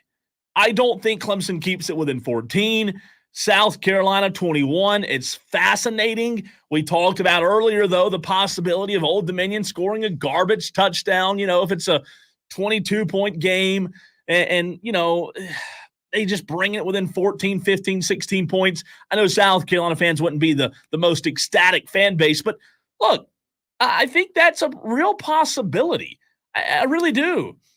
Scott on the Facebook stream chimes in and says, South Carolina covers. I don't see Clemson covering. I love seeing Clemson fans upset, but I think they put up a better fight than most expect. I think it's a 17-point game. Scott, we appreciate the comment. Appreciate you listening to Wire to Wire on the Facebook stream. 17-point game, Clemson, Georgia. Obviously, that would mean that Georgia covers. You know what? I don't think you're far off. Again, I don't want to spoil my prediction that I'll give probably Thursday or Friday, but I don't think you're far off, Scott. I just cannot pick. I can't pick it under 14. I don't have the confidence yet in Cade Klubnik and Garrett Riley to pick it under 14 yet. Is that fair or unfair? Well, you tell me. Last year, 2023, that's what I'm basing it off of. And last year in 2023, I didn't see anything that leads me to believe that Clemson can hang with Georgia. Now, it's a new season, second year for Cade Klubnik, for Garrett Riley, a couple of new additions at receiver. I understand that last year's last year, but we haven't seen anything yet to lead us to believe that this is a completely different Clemson football team. So if I have to pick right now, I don't think Clemson covers, and I think South Carolina may cover, man. I know Old Dominion could be sneaky. Shane Beamer talked about it earlier, but I don't know.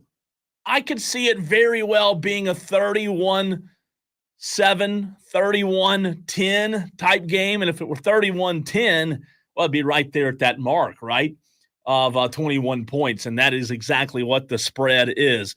But I don't think Clemson covers. Sorry, Tiger fans. I just don't see it happening. Wednesday, hump day edition of Wire to Wire, 3 to 7 tomorrow, right here on the Fan Upstate.